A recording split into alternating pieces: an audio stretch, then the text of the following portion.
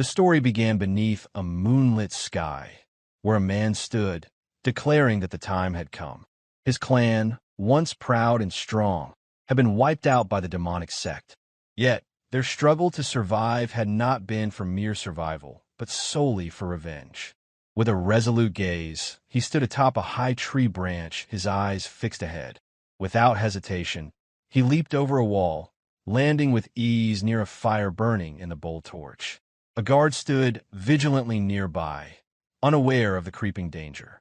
As shadows began to move, hands began to emerge from the darkness, and in a ruthless finality, he snapped the guard's neck. He muttered to himself that it wouldn't take long before the sentry's disappearance was noticed, but by then, his task would be complete. The bloodshed continued in the distance, and with it, the air grew thick with tension. Elsewhere, an old man, deep in meditation, heard the noise from outside and remarked that it was unusually loud. His eyes opened, revealing a deep and unnerving red. Kang Woon-cheon went in as he observed the old man's calm demeanor with disdain. He couldn't believe the heavenly demon remained unmoved, meditating while his subordinates were slaughtered. To him, the old man was heartless, but the demon's words were calm as he replied. He noted that the same could be said of his opponent. He questioned whether a man, while ascending a mountain, would concern himself with the insects beneath his feet. Of course not, the old man explained, for his gaze would be fixed on the peak. It was the mindset required to reach the pinnacle of martial arts. Woon-cheon scoffed at the old man's words, dismissing them as nonsense. He made it clear that today, he would take the old man's life with his own hands. The old man, the heavenly demon, was unfazed. As Woon-cheon moved forward, a blue aura began to emanate from his hand. He prepared the heavenly lightning fist, a technique that charged up powerful lightning within his palm. With swift precision, he launched his attack directly at the heavenly demon's face. However, the heavenly demon raised his hand in response, stretching it out in a fluid motion. He laughed, taunting Woon-cheon, asking if that was truly all he had. The demon unleashed his own martial art, the heavenly blood-tide art. From his hand, an energy beam shot forward, meeting Woon-cheon's lightning fist in a tremendous clash. The battle between the two martial arts created a force akin to the intense energy battles seen in legendary stories of old. Despite Woon-cheon's overwhelming power, the heavenly demon's energy surged past him, striking him in the face.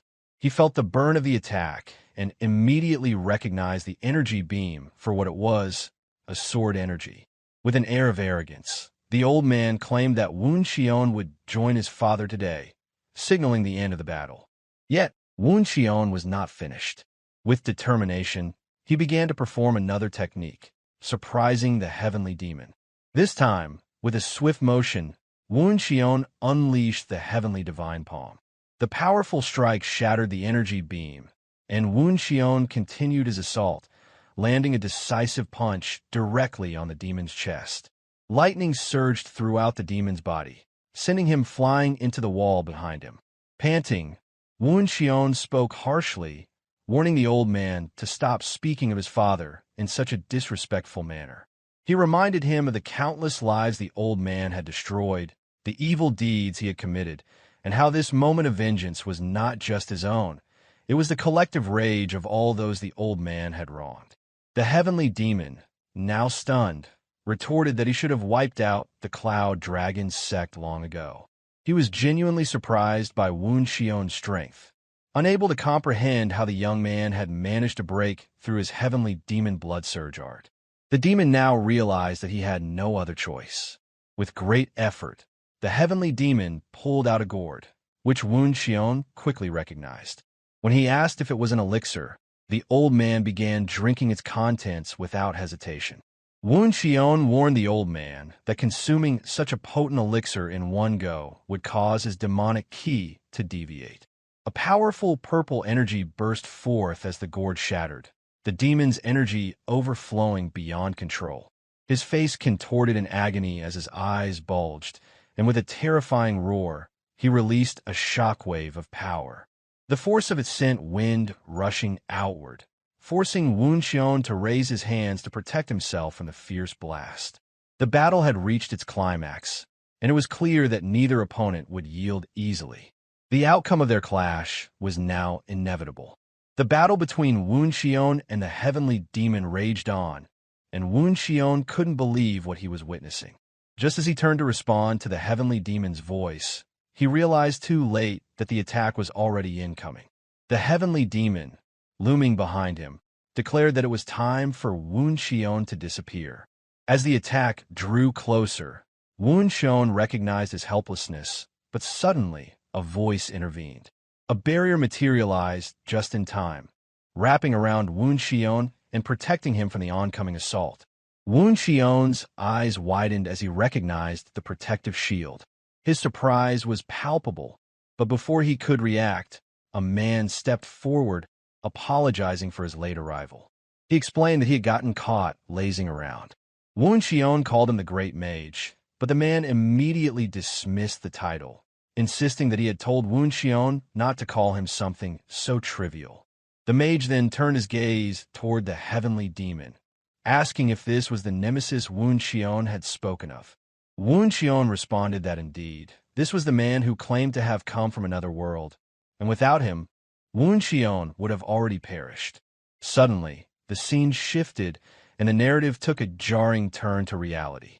A man, Jin Seawoon, could be heard shouting in frustration. He had been reading a Murim-themed novel, enjoying the story until the unexpected appearance of a high-level mage from another world shattered his immersion. Seawoon couldn't help but complain about the sudden plot twist. He wondered aloud why a random mage from another world had appeared out of nowhere.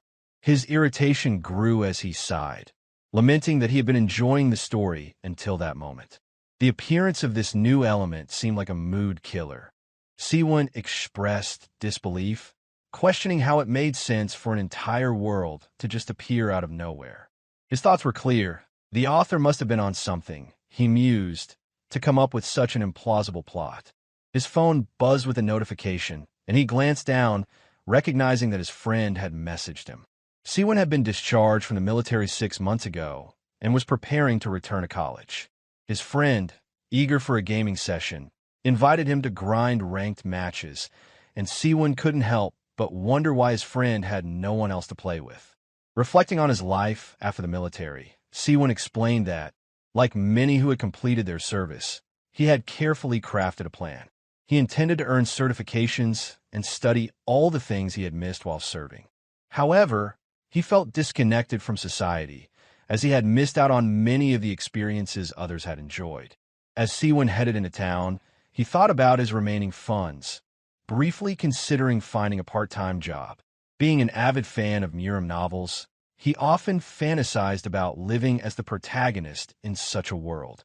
He made his way into a PC cafe, where the cashier greeted him by name, asking if he was going to play Loyal Ground again that day. Seawoon confirmed it and ordered 10 hours of playtime. Loyal Ground was the only game he had played during his military leave, and he had spent countless hours grinding it. Within 3 months, he had risen to a top 10 rank, his dedication paying off. He logged into the game and messaged his friend to wait for him in the lobby. Seawoon had even earned some extra cash from tournament prizes at internet cafes. Loyal Ground, a Battle Royale game, was a straightforward game.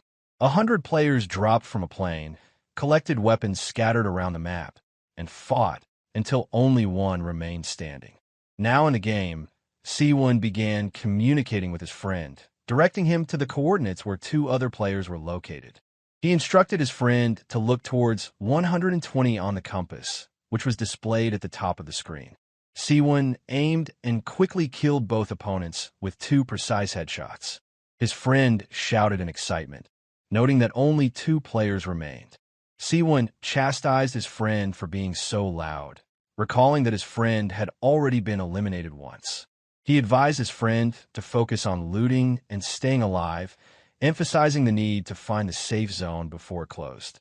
As the circle shrank, some other players running towards a building. They cautiously entered the building, spotting a first aid kit on the ground. One of them remarked that the presence of loot suggested that the other player hadn't entered yet. But Seowoon was hiding beneath the shadow. The players did not notice someone had hid there. As one player enters the building, aiming to grab some free loot, they discover Seowoon's character sitting in the corner, camping the loot. The player outside hears gunshots and receives notification that his teammate is dead. In disbelief, he mutters that he can't believe the teammate was hiding inside.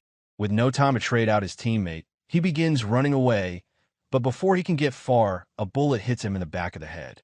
Now, he's the last one left, earning the coveted chicken dinner. Seowoon's friend, grateful for the win, thanks him for carrying the game. Seowoon, however, simply tells him to queue up for the next match and reminds him that he needs to lock in and start studying tomorrow. As Seowoon's phone buzzes, he looks down at it, and his mother's message appears. She asks if he's studying well and mentions that she sent his academy fees along with some extra money, hoping he eats well. She apologizes for not being able to send more. Seowoon thanks her, acknowledging that it's his mother's love and support. He responds, telling her that he's going to bed soon. Seowoon then tells his friend that he won't be playing anymore starting tomorrow. His friend protests, reminding him that they had planned to participate in a clan war together. However, Seowoon tells him that he can't go because he needs to start attending an English academy.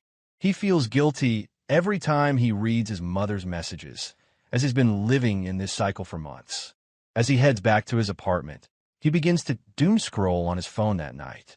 Among the various videos, he stumbles upon one talking about people with mysterious powers being spotted overseas. These people are calling themselves players.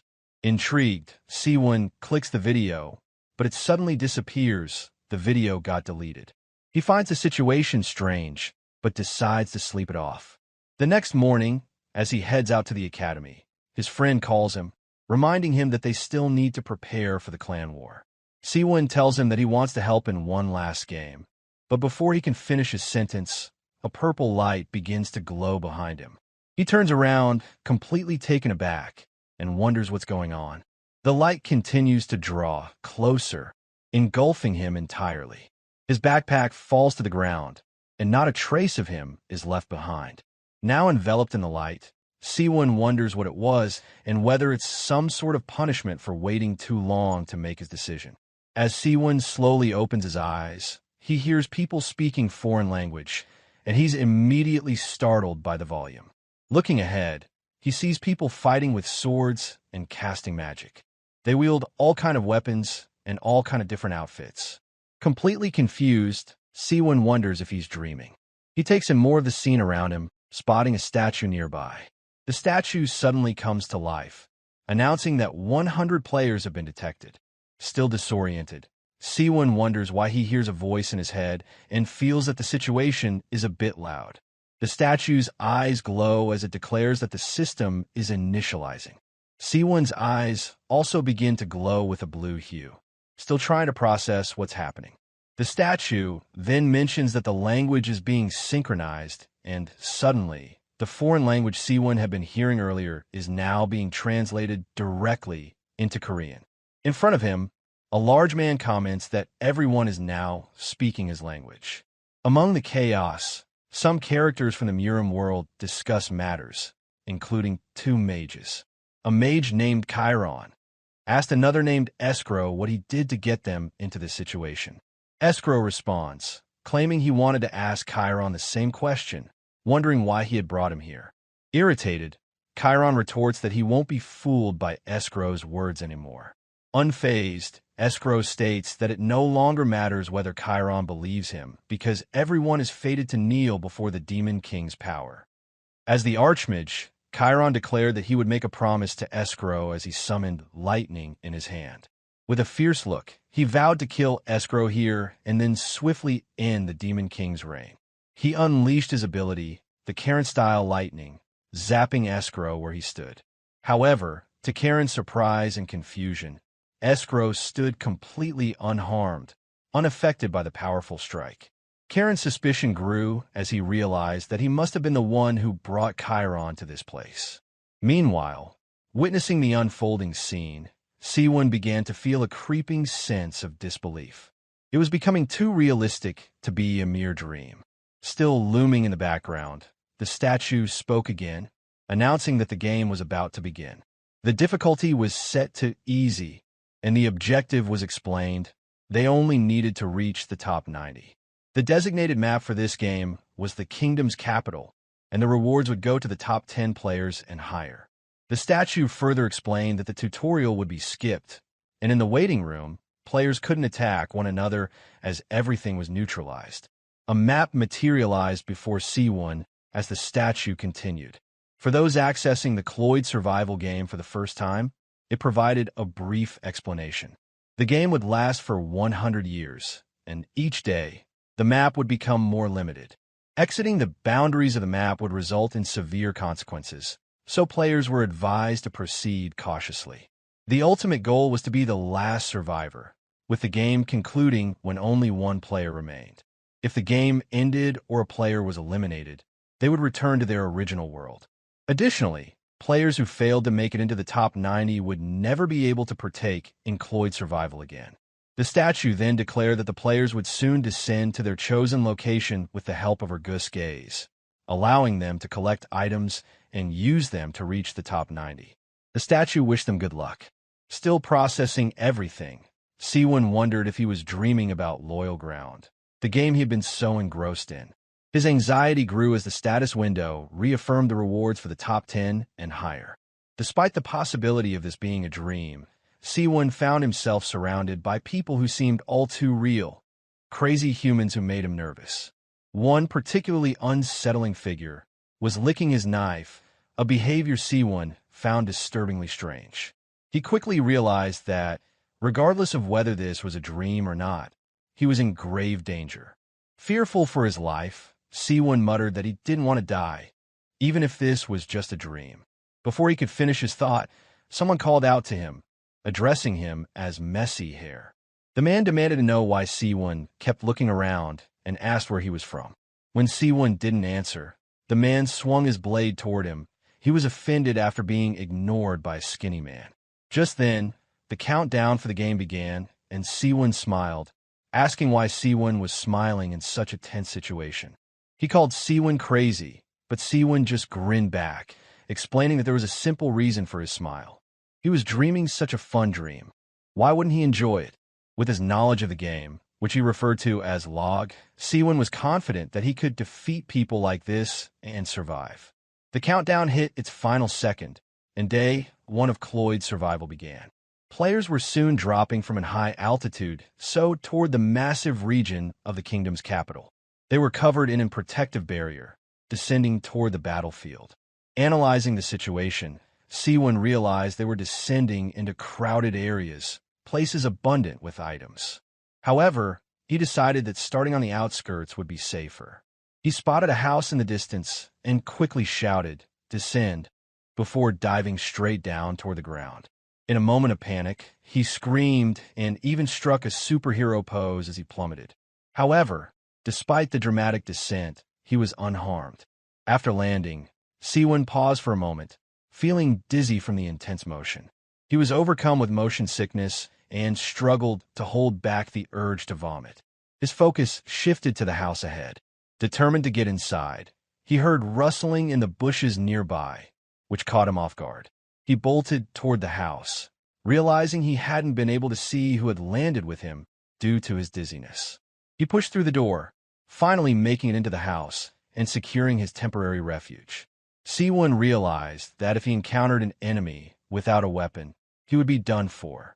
He quickly closed the door behind him, his chest heaving as he began to pant.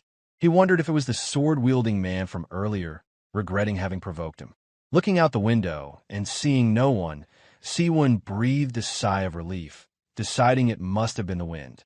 Fortunately, he didn't hear anything else, and he was able to calm down and continue moving on. He wanted to begin searching the house. He remembered that items were obtained where players landed, so he needed to look for them here. As he moved forward, Seowoon noticed something beneath him. Looking down, the system notified him that he had obtained a heavy crossbow. It was heavy, but better than nothing. He reached for the quiver, pulled out an arrow, and equipped it. As soon as he did, the method of use naturally came to him. He began reloading the crossbow. As a South Korean Army sergeant, This was nothing for him. Seowoon did exactly that. The shot was incredibly powerful, piercing halfway through the wall and sending him flying backward. He was surprised at how effective it was, as it had penetrated deeply into the wood. If he learned to use it properly, it could be a useful weapon. After looking around more, but finding nothing else, he decided to move on. The map was vast, and he knew if he didn't run into enemies at the start, he could safely farm the area. He raised the crossbow and carefully cleared the house in front of him. On a table, he spotted a scroll and moved over to examine it. It was labeled a healing scroll. The scroll was small, and the system explained that if he ripped it, his injuries would heal. Seowoon could hardly believe such an item existed. He wished he had an item bag to carry more recovery items. Then his eyes fell on a glowing purple book on a shelf nearby. He picked it up, and the system informed him that he had obtained the Black Star Energy Palm's martial arts book. This martial art allowed him to project dark energy through his fingers. The system asked if he wanted to learn it. Seowoon immediately accepts the prompt to use it, wondering if it would trigger a tutorial. Right after, the book began to glow vibrantly, and the pages turned before his eyes. As he watched, the book slowly began to disintegrate. Confused, Seowoon looked down at his hands, wondering if that was it. As he stared at his palm, he felt an energy swelling up, growing stronger with every passing second. Curious to test it, Seowoon grabbed a fork from the table and imbued it with energy. He hurled the fork into the nearby wall with all his strength, and it stabbed deep into the wall. He smiled, pleased to have learned a martial art just from reading a book. Seowoon walked over, pulled the fork out of the wall, and murmured that this would be incredibly useful. The existence of martial arts books meant that there were probably magic books as well. Regardless, Seowoon was now certain that Cloyd Survival and Loyal Ground were the same game. After searching the area thoroughly, Seowoon decided to move on. Later, as the sun dipped below the horizon, Seowoon realized he had been farming for some time. He needed to find a place to hide quickly. He looked around and saw a house with its lights on. He figured that the light either meant there was a rare item inside or someone was already there. Seowoon entered carefully, trying not to make a sound. He wasn't sure how many people had landed near him, but if someone was inside, they could either be a complete pro or a complete noob. He listened intently, but he didn't hear anything. He moved cautiously through the house, checking each room before proceeding. Seowoon wondered if the enemies were hiding on the second floor. He felt a growing sense of anxiety, unsure of what he might find. He knew that if he had his weapon and used his Black Star Energy Palms technique, even if they were professionals, he might stand a chance. Slowly, he ascended the steps, doing his best to make no noise. His crossbow was gripped firmly in his hands as he took each step cautiously. Then, just ahead of him, he spotted something, a lantern. His instincts kicked in, and he wondered if it was a trap, especially with a room right beside it. After a brief moment of doubt, Seowoon decided to act. He kicked the door wide open, revealing the bedroom beyond. He looked around the room, letting out a quiet sigh of relief as no one was there. He found a ring on the drawer and picked it up, wondering if it might be an item. The ring was labeled Ring of Strength, which promised an increase of 20 in strength when equipped. Seowoon wondered if it would truly make him stronger just by wearing it. He slid it onto his index finger, immediately feeling a strange sensation. His body felt lighter, almost as if the weight of the crossbow had significantly decreased, even though it had been heavy before. The ring had increased his strength by 20, and he figured he should check his stats. He tried cycling through a few commands, finally managing to pull up his character info. The stats revealed that he was still quite weak. He wondered if his classification as a martial artist was simply because he had learned a martial art. Still, compared to when he had started with nothing, he felt like he had made progress. This was a good sign, and he was glad to have made it this far. Deciding to continue exploring the first floor, Seowoon found a subspace ring, the very item he had been hoping for earlier. He couldn't help but smile as he thought how convenient it was to find yet another ring. He quickly checked the status window, which explained how the subspace ring worked. To store an item, Seowoon had to grab it and either say or think of the word subspace. After that, He could touch the ring with his other hand, and the item would be stored inside. The status window also mentioned that if the subspace became full, he wouldn't be able to store any more items. Seowoon grinned, impressed by the simplicity of the system. It was essentially an inventory system like in the games he used to play. He began to open the subspace in front of him, feeling an odd but intriguing sensation. He decided to store the healing scroll inside, thrilled by the convenience of no longer needing to carry it around in a bag. This system was incredibly efficient, and Seowoon couldn't help but think how much more convenient life would be with something like this in reality. His thoughts wandered to what it would be like to bring back the martial arts and items into the real world. If he could do that, it would be an even bigger game changer than he had anticipated. As he continued to think, Seowoon wondered how many players had been eliminated so far. Looking at the interface, he figured there must be a kill log. He found it and discovered that only one person had been eliminated up to that point.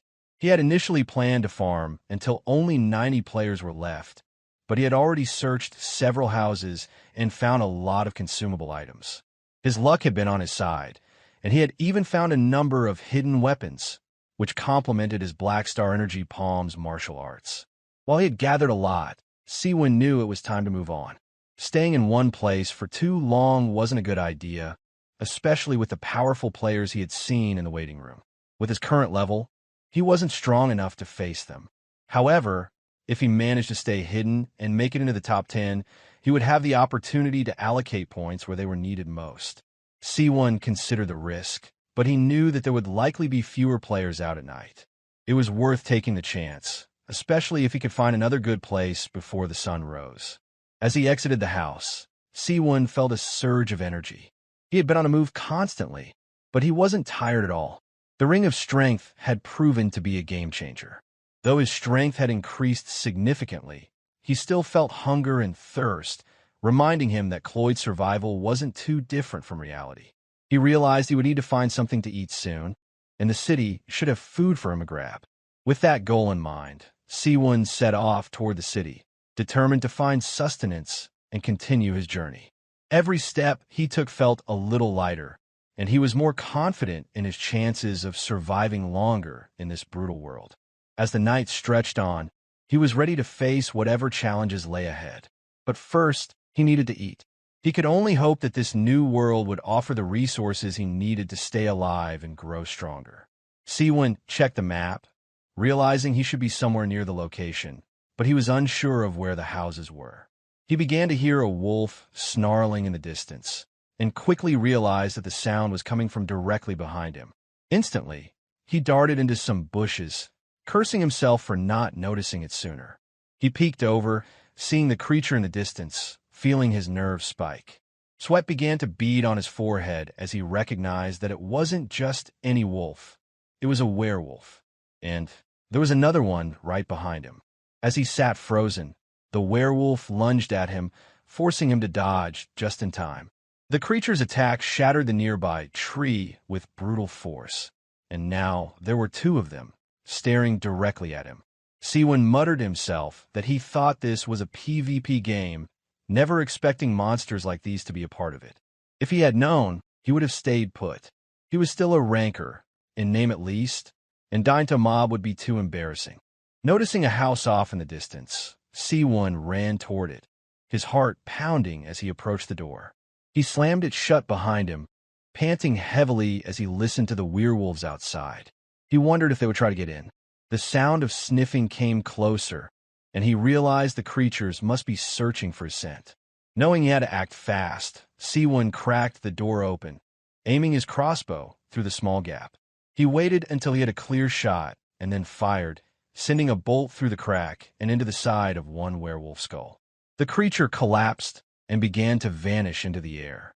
Relieved, Seowoon muttered that the Ring of Strength had made it possible for him to fire the crossbow with just one hand. Now he just needed to deal with the second werewolf. As he reloaded the crossbow, he turned to find the second creature had moved much closer, now directly in front of the door. It charged, smashing through the door with terrifying speed, its claws slashing across Seowoon's cheek. He stumbled backward, shocked, as the werewolf broke through the door. The creature moved in for a follow-up attack, and Seowoon quickly raised the crossbow, firing again. But the werewolf raised its arm, blocking the bolt. With his weapon now useless, Seowoon dropped the crossbow just as the werewolf lunged to finish him off. He panicked, realizing this could be how he was eliminated. But then he remembered the subspace ring. Reaching into it, he pulled out an unfamiliar dagger he had stored. Determined to survive, he imbued the dagger with his Black Star Energy Palm's martial arts and hurled it into the werewolf. The energy-powered dagger pierced through the creature with ease, sending it crashing into the wall. As the werewolf began to disappear in front of him, Seowoon exhaled deeply, a sigh of relief escaping him. He had thought he was a goner, but now he was safe. His heart still racing, he collapsed to his knees, muttering that he was glad he had stashed the throwing dagger earlier. He had been sure he would fail and be eliminated by these mobs, which would have been incredibly embarrassing. Seowoon looked down at a small baggie on the floor, noting it must be a mob drop. He opened it eagerly, but inside, he only found water and jerky. He grumbled, wishing it had been something more useful, though at least he had food for now. He started eating, debating whether to check the area more thoroughly. As he explored the building, he found a piece of armor. It was a bit large for him, but once he put it on, it immediately resized to fit his body. The status window appeared, informing him that the item was an advanced orichalcum breastplate, which significantly increased his resistance to fire and wind magic. Seowoon was impressed by how much it boosted his stats, and he couldn't help but wonder if there were even more powerful items hidden around. He continued to search, his curiosity piqued, but when he bumped his knee into something, he stopped. Looking down, he didn't see what he had hit. He kicked the ground in front of him, wondering if it was a hidden item. Seowoon picked up the item, feeling its texture, which resembled cloth. After putting it on, he discovered that it was called the Night Cloak. The moment it was equipped, he realized that if he remained still in darkness, the cloak allowed him to blend seamlessly with the shadows. While hidden, no magic would detect him, and even the sounds he made were muted. The cloak reminded him of something from a familiar fantasy story, an item of power that allowed its wearer to avoid detection. This cloak was invaluable for survival, enabling Seowoon to avoid anyone who might cross his path during the night. It was the perfect tool for remaining undetected, allowing him to stay alive for as long as needed. As he moved through the area, Seowoon couldn't shake his confusion about the house in the middle of nowhere, but after some consideration, he realized it was part of a farming spot. It seemed his luck might be turning around for the better today. Still, as he walked deeper into the woods under the cover of night, Seowoon reflected on how he hadn't seen anyone. Perhaps it was the result of being dropped into a random location. Lost in thought, he heard footsteps approaching from behind. Turning, Seowoon saw a man running through the forest, disheveled and yelling in frustration. The man seemed to be lamenting that he hadn't had the time to use something, though what exactly it was remained unclear. Seowoon wasted no time donning the night cloak again, slipping into the shadows of a nearby bush. The man did not notice Seowoon as he muttered that he couldn't believe he'd encountered a mage in such a place. Seowoon observed that the man appeared weak, a person easily dealt with, and the thought crossed his mind that he could take him down with little effort. As the man turned to leave, Seowoon reminded himself to stay calm. It was just a game after all, and there was no reason to hesitate. Before Seowoon could make a decision, another man appeared and chanted a spell, an escrow flame, directed from Seowoon's behind. The fire struck the man directly in the back, and Seowoon watched, wondering if he had just killed him. However, when the smoke cleared, there was no body, just a chest. This confirmed that they were, indeed, in a game, and the chest likely contained the man's items. The question lingered in Seowoon's mind. Where had the fire come from? At that moment, a figure appeared from behind, a large-nosed man who walked toward the fallen mage. He scorned the dead man for not being able to use magic properly, calling him unlucky. The large-nosed man claimed that if the mage had been killed by a sword, he wouldn't have felt the excruciating pain of being burned alive. Seowoon considered himself fortunate that he had walked past unnoticed. The cloak had indeed proven its worth, and the mage mused that the man who had died might at least be honored to have met his end at the hands of someone as skilled as himself. Referring to himself as Chiron, the large-nosed man bent over to search the fallen mage's belongings. Seowoon quickly deduced that the man was also a player like him. If he wasn't careful, he could be next. It was clear that in this game, hesitation could cost him his life. Seowoon knew the rules. In order to survive, he had to act without delay. As Big Nose sifted through the items, he sensed an incoming attack from behind. His barrier absorbed the impact of the strike, but it cracked under the pressure. The large-nosed man muttered to himself, blaming the mage for causing the noise. Seowoon raised his crossbow, taking aim and firing a bolt, which hit the barrier again, causing it to crack further. Big Nose realized the barrier was close to breaking. He couldn't pinpoint Seowoon's location, but fired a fireball in his general direction, taunting him to reveal himself rather than hiding like a coward. Seowoon didn't respond. Instead, he quickly readied another throwing knife. A second later, a throwing knife flew out from the bushes, heading straight for Big Nose. He heard the sound of it slicing through the air, and although his barrier absorbed the hit, it shattered completely. Panic spread across his face as he turned in search of Seowoon, still calling for him to reveal himself. Seowoon raised the crossbow for another shot. Big Nose started to chant another escrow flame spell, but before he could finish, a throwing knife struck him directly in the forehead. The large-nosed man disintegrated into dust, and the battle was over. Seowoon watched as the man's last words were an attempt to cast a spell, but before he could finish, his head was taken clean off by the attack. Seowoon, still in disbelief, stared at the scene. He had won. Looking down, he noticed 2 loot boxes lying on the ground. He knew that if someone saw the fire and decided to follow the source, it would be trouble. Quickly, he decided to loot the boxes as fast as possible and get away before anyone arrived. Starting with the chest from Big Nose, Seowoon tossed nearly everything into his subspace storage, even picking up another healing item in the process. Among the items, he discovered an escrow's necklace, which marked him as a mage of the Escrow Magic Society. This clarified the confusion surrounding the name. Seowoon dismissed the necklace, calling it a useless item with no properties, and decided to store it for later. As he continued to sort through the loot, one item caught his attention: the Circle Stone. It was an artifact that allowed the user to engrave a circle around their heart, granting them the ability to use mana. Once used, it would enable the user to learn the magic of the circle. Seowoon was intrigued, wondering if using the stone would turn him into a mage. His thoughts then returned to the man who had been running earlier, whose words now made sense where he wished for more time to use this. Seowoon felt a pang of guilt, but decided he would put it to good use instead.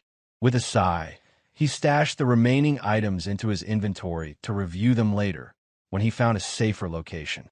Seowoon ventured deeper into the forest, climbing a hill and scanning the area. He needed to find a spot where he could use the circle stone. In the distance, he spotted some houses and made his way toward them, thinking they would be a suitable place. Once inside, the stone prompted him, asking if he was sure about using it. Without hesitation, Seowoon confirmed in his mind that he was ready. The stone warned him that using it would require him to remain motionless for 3 hours, unable to perform any actions or use items.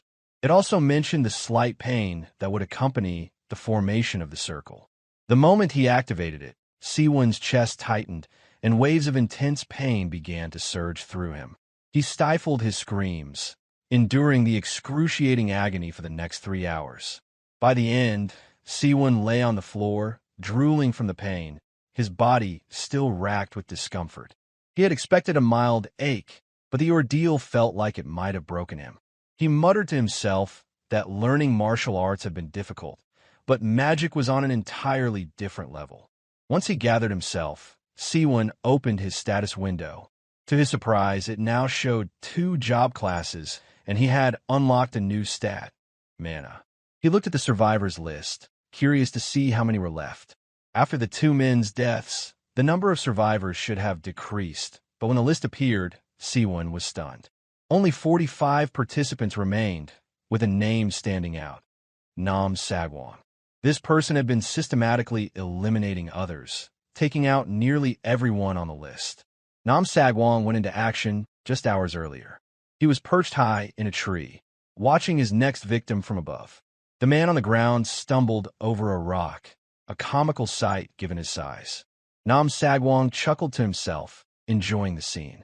He was after something simple, getting into the top 90.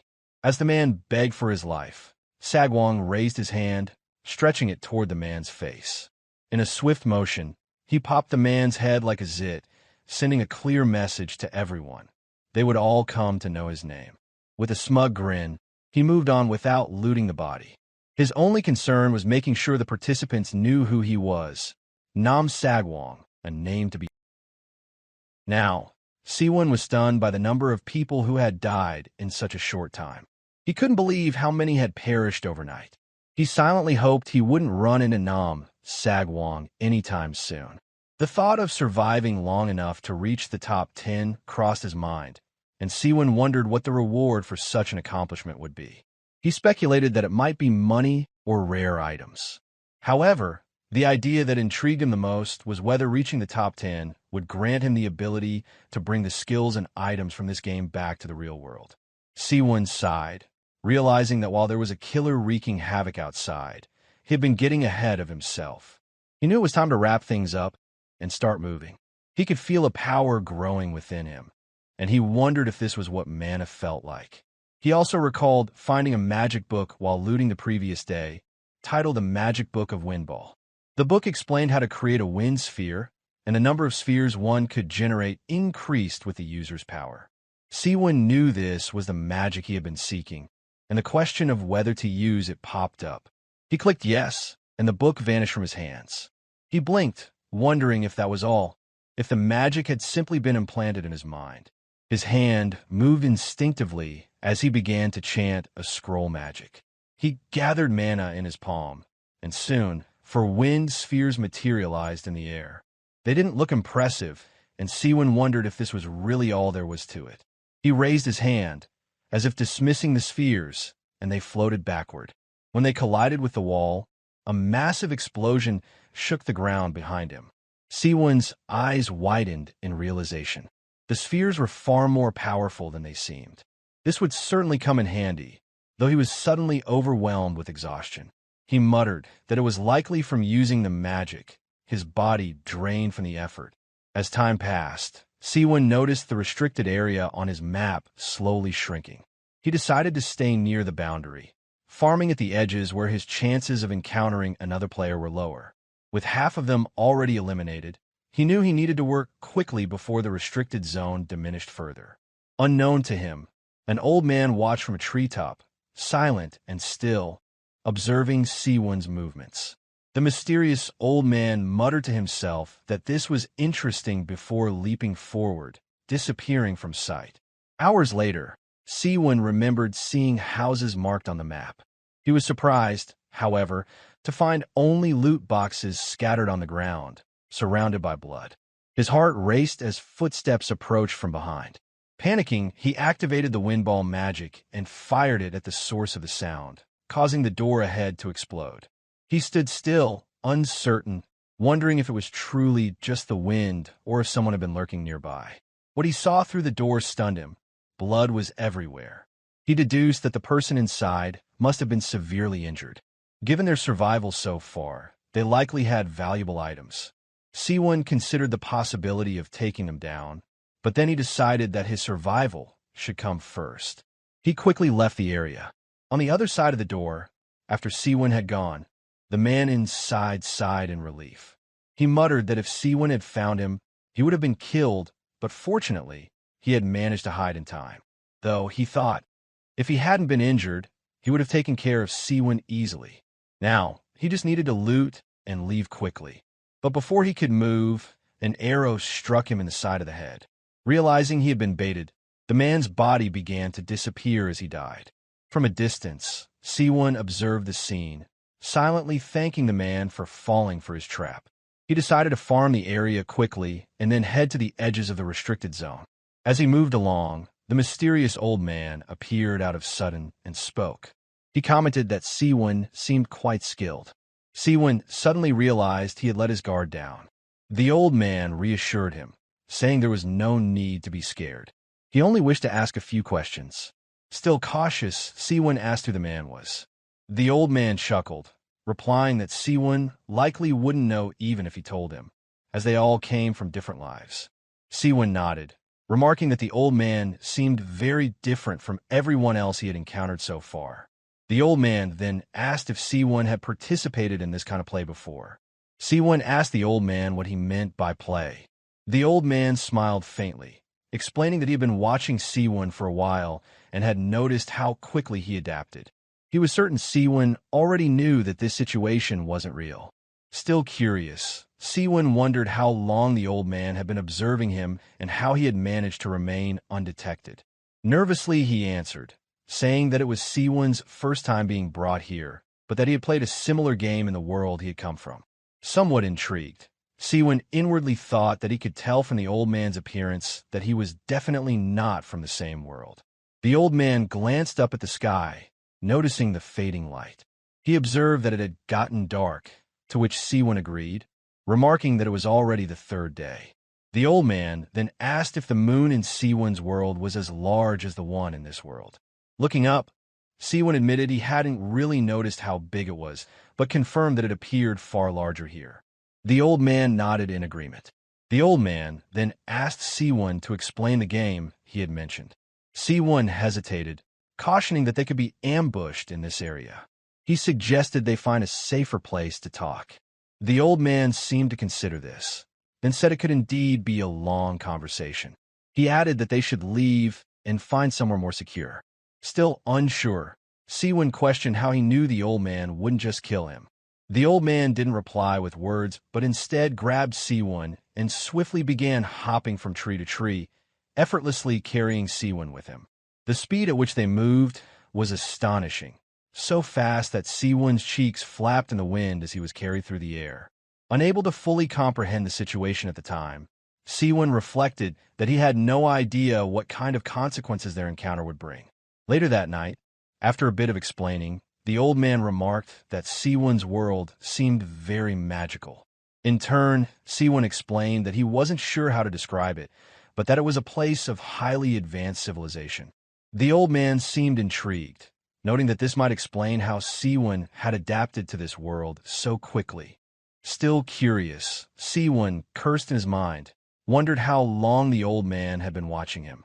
As if reading Seowoon's thoughts, the old man replied casually that he had been with Seowoon from the moment they were dropped into this world.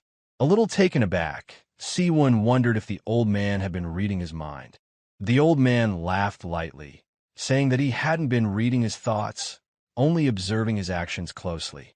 The old man explained further that he had originally planned to enjoy the fresh air of the high mountains for the next 100 days.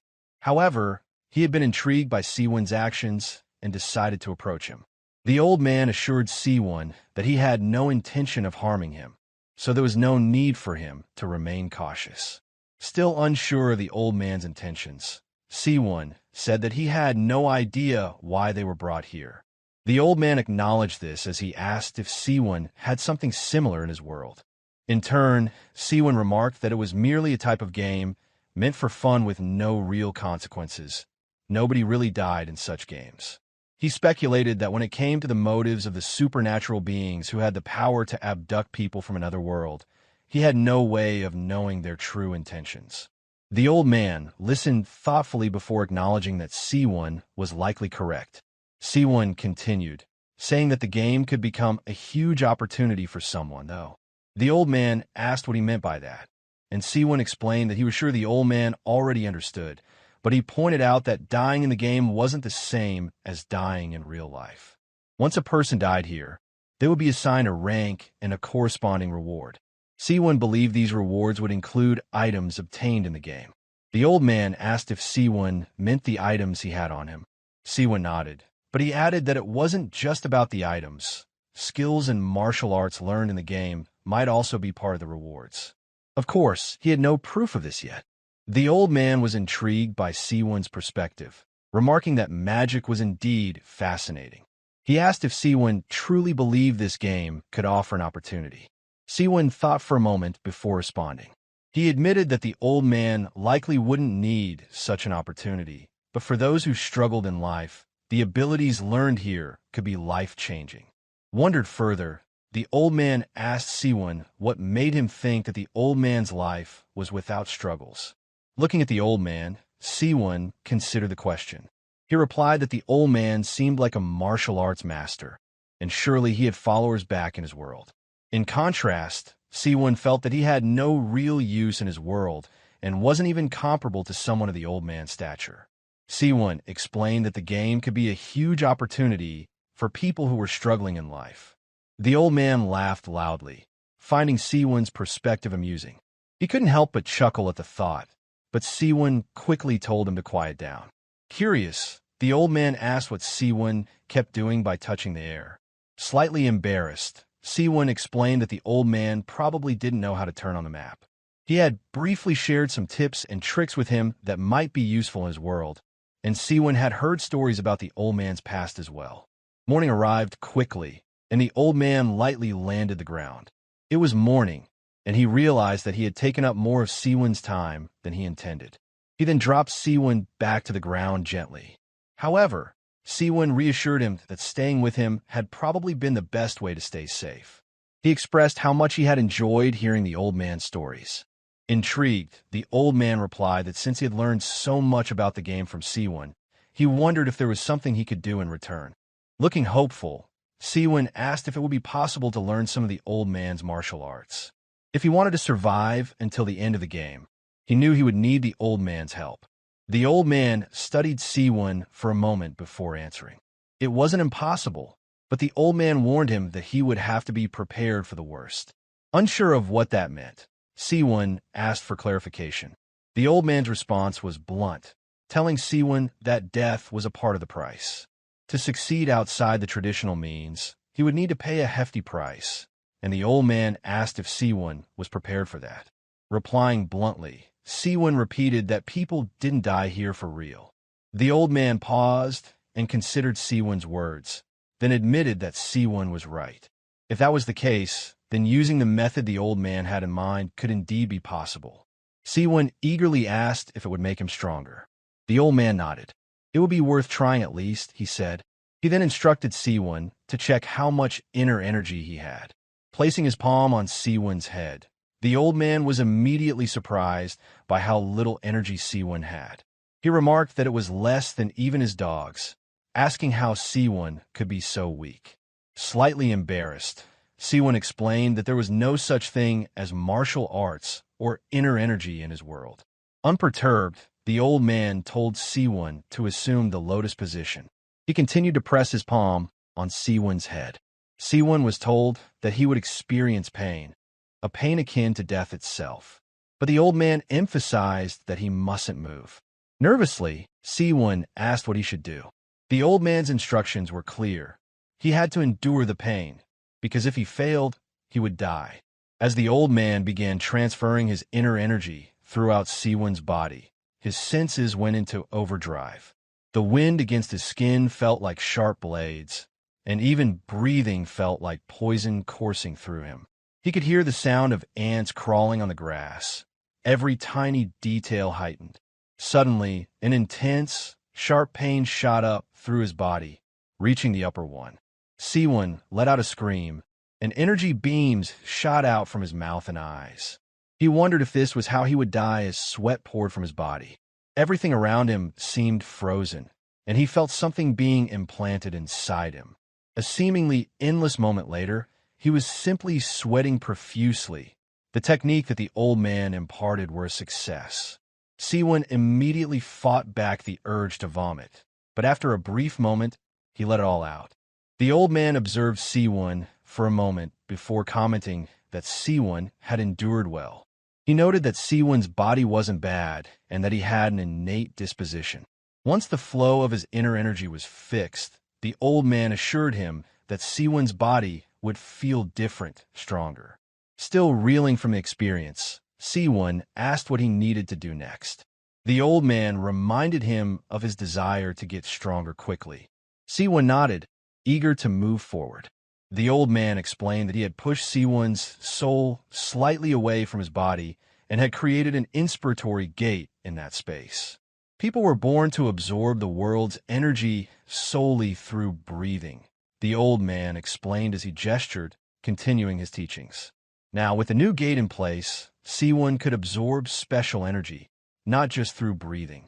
He asked the old man what had changed, and the old man explained that people consisted of mind, body, and soul, and these three elements were held together by life energy. He asked Seowoon to guess what happened to that life energy when someone died. After a brief pause, Seowoon guessed that it must disappear, but the old man corrected him. He provided a real-world example, a water droplet on a leaf poised to fall. As it started to drop, the old man explained that the life energy did not disappear, but rather dispersed. When the droplet met the ground, it spread out, and in the same way, the life energy spread throughout nature, continuing the cycle of life. The old man further explained that some saw this natural cycle as a waste. They murdered others to absorb their life energy, but those who followed this path were always in an unstable state. Eventually, their balance of yin and yang shattered, causing them to lose their martial arts or die. The mind technique the old man had passed on to Seowoon allowed him to absorb the scattered life energy, much like those who had followed this path, to increase his inner energy. Clearly unsettled, Seowoon asked if the old man had just given him a guaranteed path to death. The old man, seeming to consider the question, responded that Seowoon was a bit different. Unlike those who reconstructed their veins to create a gate, the old man had used Seowoon's soul for it. Since Seowoon had no inner energy at all, it was like a blank sheet. The old man had tweaked his veins to allow Seowoon to absorb the life energy harmoniously. He then asked if Seowoon understood why he had given him a mind technique that was forbidden in his original world. Contemplating for a moment, Seowoon replied that it must have been because of the game's setting. Impressed by Seowoon's quick grasp of the situation, the old man confirmed this. He explained that he had felt the presence of life energy in the areas where people had died. The biggest issue with this mind technique was that it could only succeed greatly through murder. However, the old man pointed out that in this world there was no issue. To survive, Seowoon had to eliminate others, and after the 100 days, he would have reached quite a high level. The old man then told Seowoon it was time for them to part ways. He expressed that it would be nice to see him again, but Seowoon stopped him, saying that he had helped so much and deserved to at least know the old man's name. With a calm smile, the old man introduced himself as Jang Dokian, known to everyone as Deep Valley Standing Kindly. He mentioned that the mind technique he had taught Seowoon was called the White Martial Physique Arts. Seowoon bowed deeply, promising that he would never forget this. Jang Dokian advised Seowoon to get used to breathing deeply, and if he continued to accumulate inner energy through his dantian, he would grow stronger over time. He then remembered how to open the map as Seowoon had shown him, calling it a very convenient tool. With a final farewell, the old man said that they would meet again when the opportunity arose. Seowoon watched as Jang Dokian soared through the air, vanishing quickly. He marveled at how fast the old man had disappeared, commenting that it was to be expected of someone like him.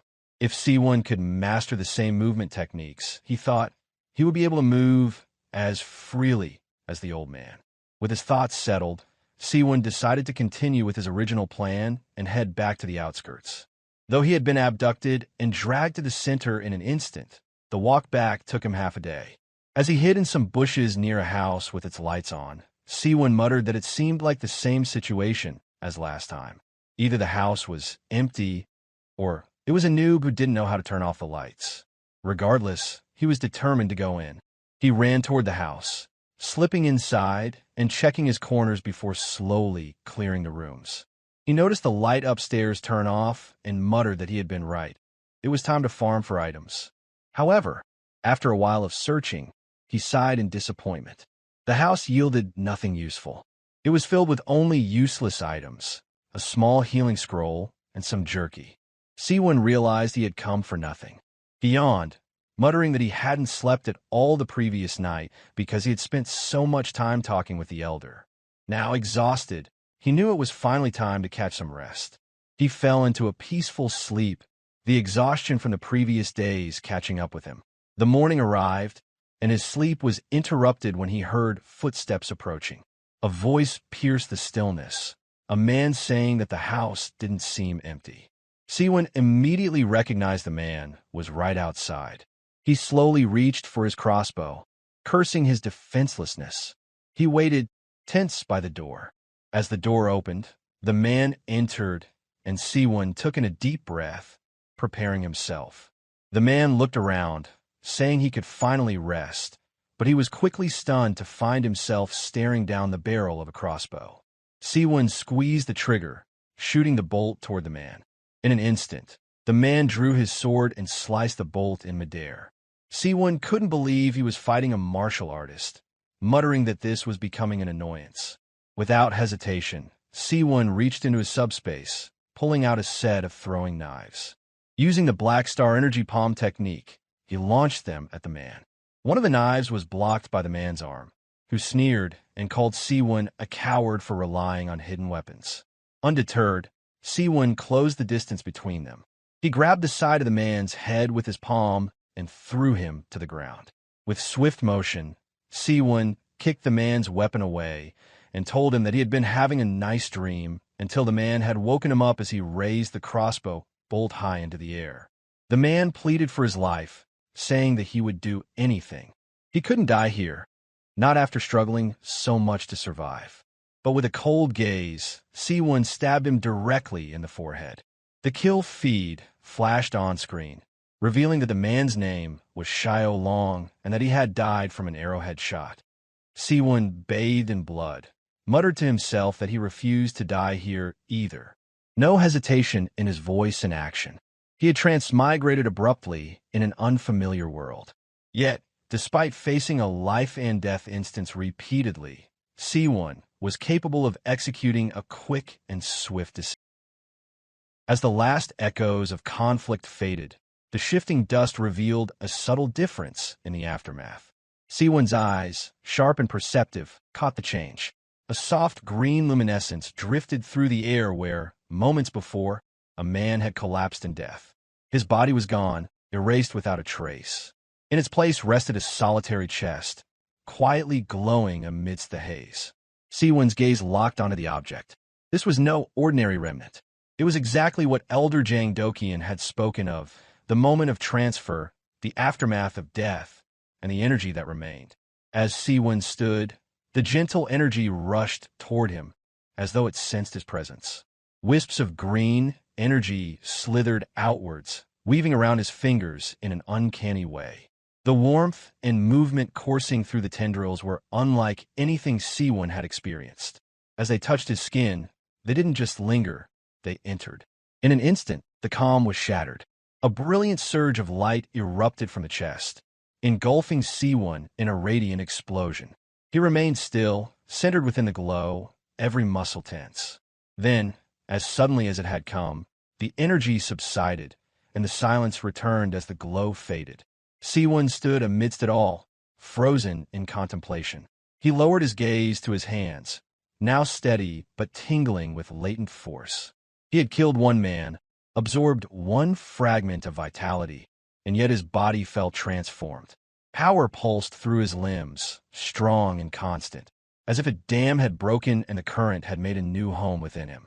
Driven by a mix of curiosity and urgency, Seowoon called out the system. His vision shifted slightly as the interface responded. Among the stats, one line caught his attention. Internal energy 20. The energy he had just absorbed had taken quantifiable form. He wondered briefly, was that all the man had held? Or had he only taken a portion? A slow grin spread across Seowoon's face. The pieces aligned in his mind. Elder Jang Dokian's cryptic teachings now made sense. Even without striking the final blow in every encounter, Seowoon understood now that securing vitality was essential. What mattered was the energy left behind and the strength it offered. Turning his attention outward, Seowoon swiped through the interface and opened the survivor status. The numbers told a new story. His breath hitched. A detail stood out. Something had changed. His eyes scanned the interface rapidly. Then came a confirmation. One less. The total count had dropped. From 24 to 23. Seowoon stood in silence. The system log appeared, detailing the event. Nam Sagwon had killed Karl Verstappen. Far away, at the scene, Karl Verstappen lay broken, his stomach carved open by a brutal strike. The final remnants of energy shimmered around him as his breath thinned. With effort, he released the name of his killer. Nam Sagwon. A final flicker danced above his body, then vanished. His corpse followed, dissolving into fading particles. Where he had died, another chest formed, humming with pale blue light. Wisps floated gently above it, dancing like smoke in moonlight, the quiet residue of loss. Nam Sagwon walked away without concerning himself with the chest. He glanced at his hands, still smeared with blood, and let out a scoff. He had anticipated a challenge. Karl had made the first move. But in the end, there had been no struggle. Just another empty fight and another meaningless death. With a tired exhale, Nam Sagwon turned his back on the remnants of the battle. The screen floated before him, softly glowing. He raised his head and addressed the system again. The interface responded swiftly. The word survivor echoed across the field in command. The number displayed, 22 participants still alive.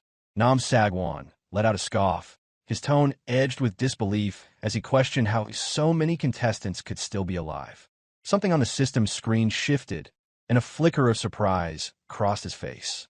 Blood smeared across his face and neck emphasized the rawness of the battlefield. But within his gaze, something more deliberate formed, a glint of recognition, or perhaps intrigue, directed at the name that stood out among so many. He spoke of Seowoon's name out loud. Elsewhere, far from the front lines, Seowoon sat in a dim room, his posture tense and alert. His eyes locked onto the notification. The name Nam Sagwon burned itself into his thoughts. Of all the names that appeared on the kill logs, that one stood above the rest. A chill ran down Seowoon's spine, and beads of sweat traced silent paths through the blood and grime, streaking his face. His mind raced through grim calculations. If survival was the goal, then Nam Sagwon was the one person who must be avoided at all costs. What he once thought of as a harrowing battle revealed itself for what it truly was, an encounter with a minor opponent. If that struggle had left him on the verge of collapse, then the thought of facing Nam Sagwon became nothing short of a death sentence. Opening the chest, Seowoon found only a single item, refined troll potion. Nothing else remained of value. If the man had carried better gear or healing items, perhaps the fight would have been different. Rather than charge headfirst into another confrontation, Seowoon made a different choice. He would withdraw, keep to the shadows, and allow the field to cull itself. He would strike when the time was right. With that in mind, he set his path toward the perimeter of the map, aiming for the outer reaches of the restricted zone. There, deep in the forest, he planned to wait out the bloodshed. 1 week passed. Within the thick canopy of the forest, a pair of glowing red eyes flashed in the underbrush. A low snarl broke the silence. The same beast he had once faced now returned, its body radiating menace and strength. Without hesitation, he raised his crossbow and fired. The bolt struck true, detonating into a burst of light that tore through the creature. The beast disintegrated instantly, dropping its loot. Seowoon commented dispassionately that the creature would be dinner. Traversing the edge of the zone, he remained alert. No other combatants had crossed his path. It was clear why. He had stuck to the margins, carefully avoiding the active killing fields. Then a chime broke through the forest. A translucent notification flickered into view. Cloyd Survival Day 12. Seowoon stood at the very edge of the hexagonal boundary, the outer limit of the restricted zone. The barrier hummed softly, its glow casting faint reflections against the trees. Reaching out, Seowoon pressed his palm to it. A tremor climbed up his arm. Numbness followed, crawling across his skin like frost. If he passed through the barrier, even movement might become impossible. His thoughts turned to Nam Sagwon again. Over the past week, the logs had displayed no other names. Nam Sagwon stood alone as the hunter. The silence across the battlefield was proof enough. No one dared challenge him directly. Seowoon suddenly froze. A flicker on the horizon caught his eye. Keeping low, he crept through the grass. In the distance, a thin column of smoke curled into the air. He narrowed his eyes and changed course, cautiously approaching. The battleground was raw, unsettled. Nam Sagwan stood at the center, his chest rising and falling with labored breath. Around him stood a gathering of powerful contenders. Each one exuded strength, their stances rigid and determined. They had all arrived with one goal in mind, to eliminate Nam Sagwan. One among the group addressed Nam Sagwan, stating flatly that he had no hope of victory and should resign himself to a quiet death. Nam Sagwan released a short, amused breath, a sound halfway between a chuckle and a scoff. The notion that it took a full mob to corner a single opponent seemed laughable to him. Crouching slightly, he continued with grim satisfaction, declaring that their arrival had been helpful. Rather than expend the effort to seek them out one by one, they had all come to him. The grin deepened into something far more sinister. He offered a final warning. If they intended to kill him, they had best be prepared to offer their lives in exchange. With absolute certainty, he vowed to make them understand the cost. Cracks shot across the ground as an immense surge of force erupted outward. Nam Sagwan's aura detonated in a violent wave, sending a pressure shockwave that rippled through the group. Startled by the sudden burst of raw energy, several opponents flinched, staggered by the overwhelming force. Some instinctively dropped into defensive postures. Others locked in place, preparing for an impact that never came immediately. Without hesitation, Nam Sagwan descended like a meteor, cutting through the air with lethal intent. His trajectory wasn't upward flight, it was a strike. He crashed down into the center of the gathered enemies, his hands smashing into one target with merciless precision. The enemy had no time to react, defenses crumpling under the devastating blow. His attack didn't end with the strike. The momentum carried through, his hand penetrating bone and skull alike, driving straight through the target's head with horrifying finality. A burst of blue energy detonated from the impact, lightning through the air in jagged shards. Blood and splinters rained to the ground. Those watching stood in stunned silence. Blood spattered across the ground and even onto the armor of the nearby fighters. Disbelief twisted their faces. One of them erupted in frustration, screaming in outrage, unable to comprehend how a single strike had yielded such carnage. Nam Sagwan did not wait. The next moment, he moved, slashing through the air with a brilliant arc of red energy. The attack tore into the ranks, scattering bodies in all directions. Sparks flew, blood sprayed, and the battlefield screamed with violence. Armor shattered, limbs contorted, and the sounds of agony rang out across the dust-choked field. Blue energy sparked, blood flashed. One after another, lives vanished beneath his attacks. There was no rhythm, no sequence to follow. No one countered, no one pressed him back. It wasn't a duel. It wasn't even a battle. It was slaughter. The next strike carved upward in a clean arc, severing a leg with surgical precision. Blood sprayed, and body parts spun into the air. The opponent crumpled without even a chance to cry out. There was no need for observers. No need to witness the destruction firsthand. The kill log spoke for itself. No other names appeared. No other battles were in motion. Nam Sagwan alone filled the screen. Barring catastrophe, the outcome was set. The strongest was already clear. This contest had one inevitable victor. Seowoon stood frozen, eyes fixed on the glowing kill log. One after another, names slid across the screen. All claimed by Nam Sagwan. All through martial arts. The numbers weren't the only thing that troubled him. He questioned aloud whether Nam Sagwan was even following the rules of the game. A storm with no equal. Back on the battlefield, Nam Sagwan stood amidst the aftermath, his breathing labored but composed. Blood soaked his face, yet his expression remained unshaken. As he walked off, he dismissed them all as insignificant, mere nobodies. Muttering under his breath, he voiced his irritation at the lingering stench, showing no sign of remorse for the destruction he had left behind. Scattered across the blood-soaked ground behind him were only remnants. Chest boxes and loot, the final remains of those he had slain. Wiping the blood from his face with slow indifference, he carried no weight from what had transpired. His thoughts drifted forward, already several steps ahead of the present, as if the massacre meant nothing. Night descended upon the battlefield. Nam Sagwan was gone. Nothing stirred among the bodies, and all that remained were scattered chest boxes and a single magic staff, its surface glowing faintly in the growing darkness. Then a figure stepped into the clearing.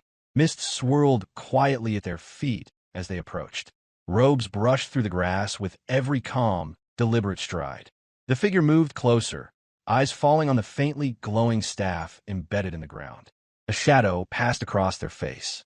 Reaching out, the figure lifted the staff with deliberate care, recognizing the staff had belonged to Elizabeth. It wasn't loud, but rooted deep. Rage settled behind his eyes. He whispered a vow over the staff, Elizabeth's name spoken first as tribute, then as a promise. Her death would not go unanswered. He declared his intent aloud. The oath rang clear through the night that he will bring vengeance. The man raised his gaze to the heavens, swearing on the name of Escrow. Elsewhere, under the same moonlit canopy, Seawoon stood quietly within the forest. A single thought echoed through his mind. There were now only 11 survivors left. If he could just endure a little longer, maybe he could reach the top 10. That was the hope he held on to. But after what he had seen earlier, the devastation, the sheer disparity in strength, his confidence had begun to fracture. Facing someone like Nam Sagwan, that would require something powerful enough to even the odds. His eyes dropped to the castle below. Even from a distance, its silhouette carried an air of significance. In his mind, Seawoon calculated his chances. The restricted zone would likely expand past this area by morning. The mansion might be the final opportunity to find something useful. Moonlight guided his approach. Seawoon moved swiftly, crossing the outer gardens toward the mansion's looming entrance. He pressed his hand to the heavy wooden door and eased it open. A soft glow spilled out from within, casting light across his worn cloak. He paused briefly, peering into the shadows inside. A quiet gasp escaped him. His voice was low, barely audible. The sight before him was far beyond expectation. The interior stretched before him in grand majesty. Towering marble pillars reached for the high ceilings. Intricately carved statues loomed over the halls. Moonlight streamed through stained glass windows, painting the floor in fragmented hues. He paused at the foot of a grand staircase, taking it all in with quiet awe. Then a shimmer caught his attention. A full suit of Royal Guard armor stood displayed against the wall. A system prompt blinked into view.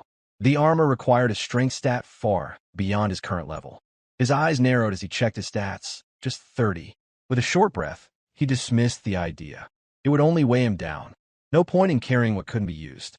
He turned from the armor and resumed scanning the room. The mansion might still hold something that could change his fate. He resumed his search through the mansion's endless corridors, his voice low and persistent as he muttered that something useful had to be hidden within these halls. As his gaze swept across the room, a faint glimmer on one of the high shelves caught his attention. Approaching cautiously, he reached up and pulled the item down. A glowing bottle sat in his hands, pulsing gently with energy. As he examined it, a system notification materialized before his eyes. Elixir of Insight increases internal energy. Excitement surged through him. His voice trembled slightly, though no one else was present to hear it. He glanced around the vast hall again, still struggling to believe what he had found. And the surprises hadn't stopped. As he ventured deeper, Seawoon's eyes locked onto something else. A glowing book lying on a pedestal, radiating gentle light. Acquired. Secrets of the Unbreakable Fist. Martial Arts Manual. The mansion truly was a vault of rare and powerful gear. He felt his voice rise involuntarily, filled with amazement. After the trials he had endured, stumbling into a place like this seemed surreal. As his steps echoed softly on the marble floor, he began to plan. Then something shifted. His eyes dropped to the floor, where something strange caught his eye, a hatch partially concealed beneath a nearby rug. Before he could act further, a deafening explosion erupted from beneath him. Flames surged upward, debris ripping through the space in violent arcs of red and yellow. Heat slammed into his body as a roaring blast filled the corridor. Seawoon's limbs froze, the sheer force of the explosion momentarily paralyzing him. His ears rang as the light flared, scattering shards of masonry through the air. He was airborne before he even knew it. The shockwave hurled him back, his form twisting mid-flight.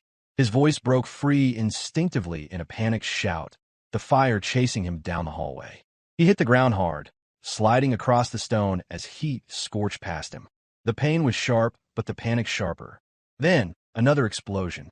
Behind him, the second blast struck like a hammer, sending him hurtling once again. His body spun, flames licking at his sides, his senses overwhelmed.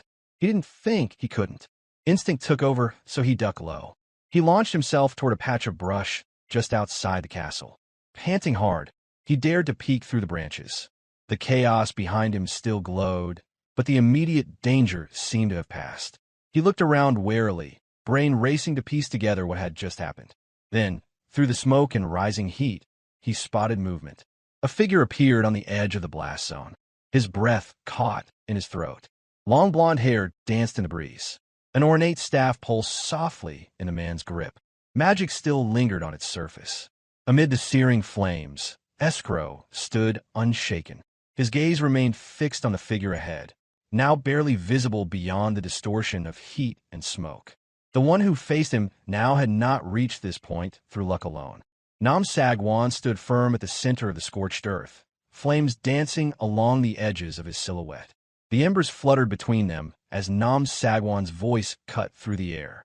If Escrow had time to posture and preach, then he should be using it to attack.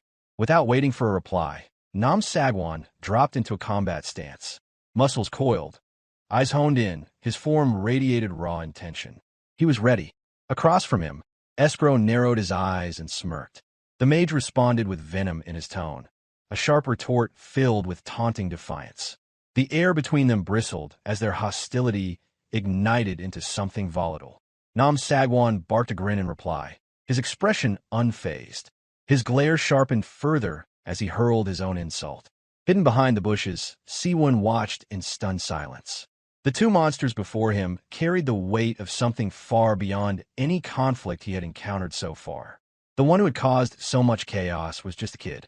From the opposite end of the battlefield, Escrow's voice rang out.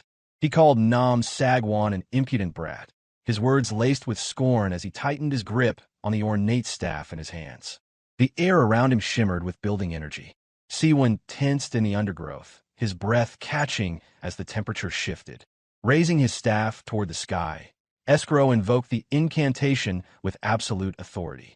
His voice echoed like thunder, announcing his command as the heavens above responded. Dark clouds gathered with unnatural speed. Lightning danced through the forming storm. A blinding flash split the sky. Thunder cracked like the roar of a titan as a colossal bolt of lightning crashed down from the stormfront. The spell had been cast. Aimed with unerring precision, the bolt hurtled toward its target with devastating intent. But Nam Sagwan had already moved. The spell hit the ground behind him with earth-shattering force, tearing through stone and sending shockwaves across the field. Escrow shouted again, fury breaking through his composed exterior. He demanded to know how long his opponent planned to keep dodging. His voice cracked like a whip, and this time, he invoked Elizabeth's name, challenging his foe to face him directly. Nam Sagwan landed in a crouch, the flames curling around his boots. He didn't respond aloud, but his eyes betrayed an edge of contemplation. Even in the Central Plains, where countless battles had shaped him, he had never faced something quite like this. Across the field, Escrow gritted his teeth. Frustration pushed past restraint as he growled out his next insult, branding Nam Sagwan as a rat-like coward. With a forceful sweep of his arms, he summoned another surge of magic. The sky above cracked open again, light fracturing in all directions. Unleashing everything, Escrow bellowed a final declaration. He would end it here, finish this opponent once and for all. His form rose into the sky, wreathed in blinding light. Lightning coiled around him like a crown. From above, they descended like a divine retribution, thunder spiraling with his motion. Every inch of the sky screamed with energy. Bolts tore through the clouds, converging on his outstretched arms. Nam Sagwan's eyes widened, his breath caught for a fraction of a second. The sheer magnitude of the incoming force froze him in place. For a moment, even he faltered. Then instinct returned. At the last possible moment, he dove aside. The lightning struck where he had stood, obliterating the stone floor, and sending molten fragments in every direction. He rolled midair, eyes scanning the sky as the storm raged on. Electric arcs surged in every direction as Nam Sagwan twisted through them. Sparks grazed his side. Craters erupted behind him. The speed and intensity of his movements were nearly inhuman. Weaving through the magical onslaught, he pressed forward. Every dodge narrowed the gap. Instead of retreating, Nam Sagwan surged forward, upward, rising into the heart of the storm itself. Bolts of energy flashed past him, searing through the air, but he pressed on, his form cutting through the chaos with unwavering intent. The earth below was engulfed in blinding light as another bolt struck down, but Nam Sagwan did not falter. Power coiled around him, raw and electric. He twisted midair, preparing a counterstrike, his movements fluid and calculated. Escrow's eyes widened in disbelief as he watched the figure rise through the heart of the very storm he had summoned. Nam Sagwan had bypassed the devastating spell completely. Crackling blue energy surged through Nam Sagwan's arm as he launched his next move. His hand ignited with power, and his gaze locked onto Escrow without hesitation. Escrow moved forward, swinging the staff with sudden aggression. A furious shout accompanied the blow as he demanded his opponent fall before him. The staff met not resistance as it clashed with Nam Sagwan's strike. But something in Escrow's focus wavered. Alarmed, he realized it wasn't real. Whatever he had seen had only been an illusion. He inhaled sharply, calming himself midair and recentering his thoughts. Not far off, still concealed above in the foliage, Seowoon observed the battle unfold with tense anticipation. What caught him off guard, however, was not the duel, but the sudden change in the sky. Rain began to fall.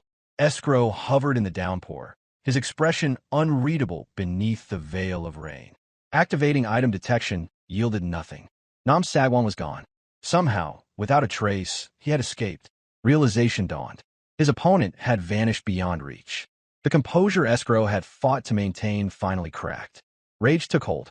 His voice tore through the storm as he screamed Nam Sagwan's name into the night, vowing to hunt him down, no matter the distance. Deep within the forest, Nam Sagwan ran. The rain soaked him to the bone, his breath ragged and shallow. Pain etched itself into every movement as he pushed through trees and mud, one hand pressed tightly against his side. That spell-casting bastard had caught him off guard. But there would be no next time like this one.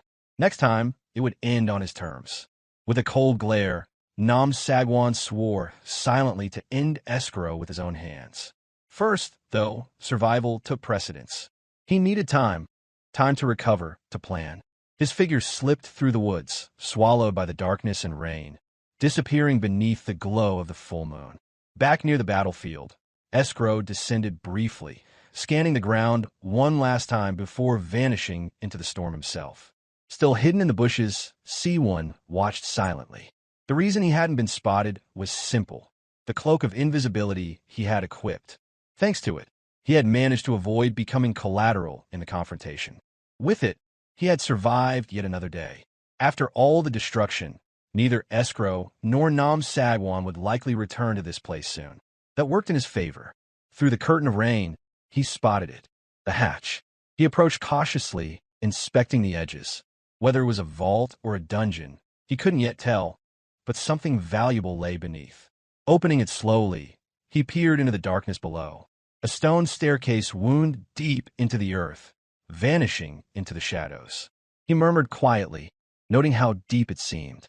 After a quick check to ensure there were no traps or signs of recent passage, he made his decision.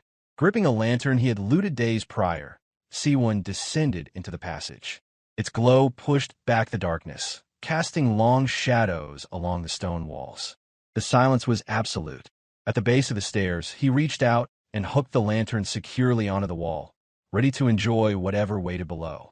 The gentle flicker of light illuminated the space ahead, revealing metal hooks, interlocking rings, and strange, unfamiliar tools, each arranged in precise order.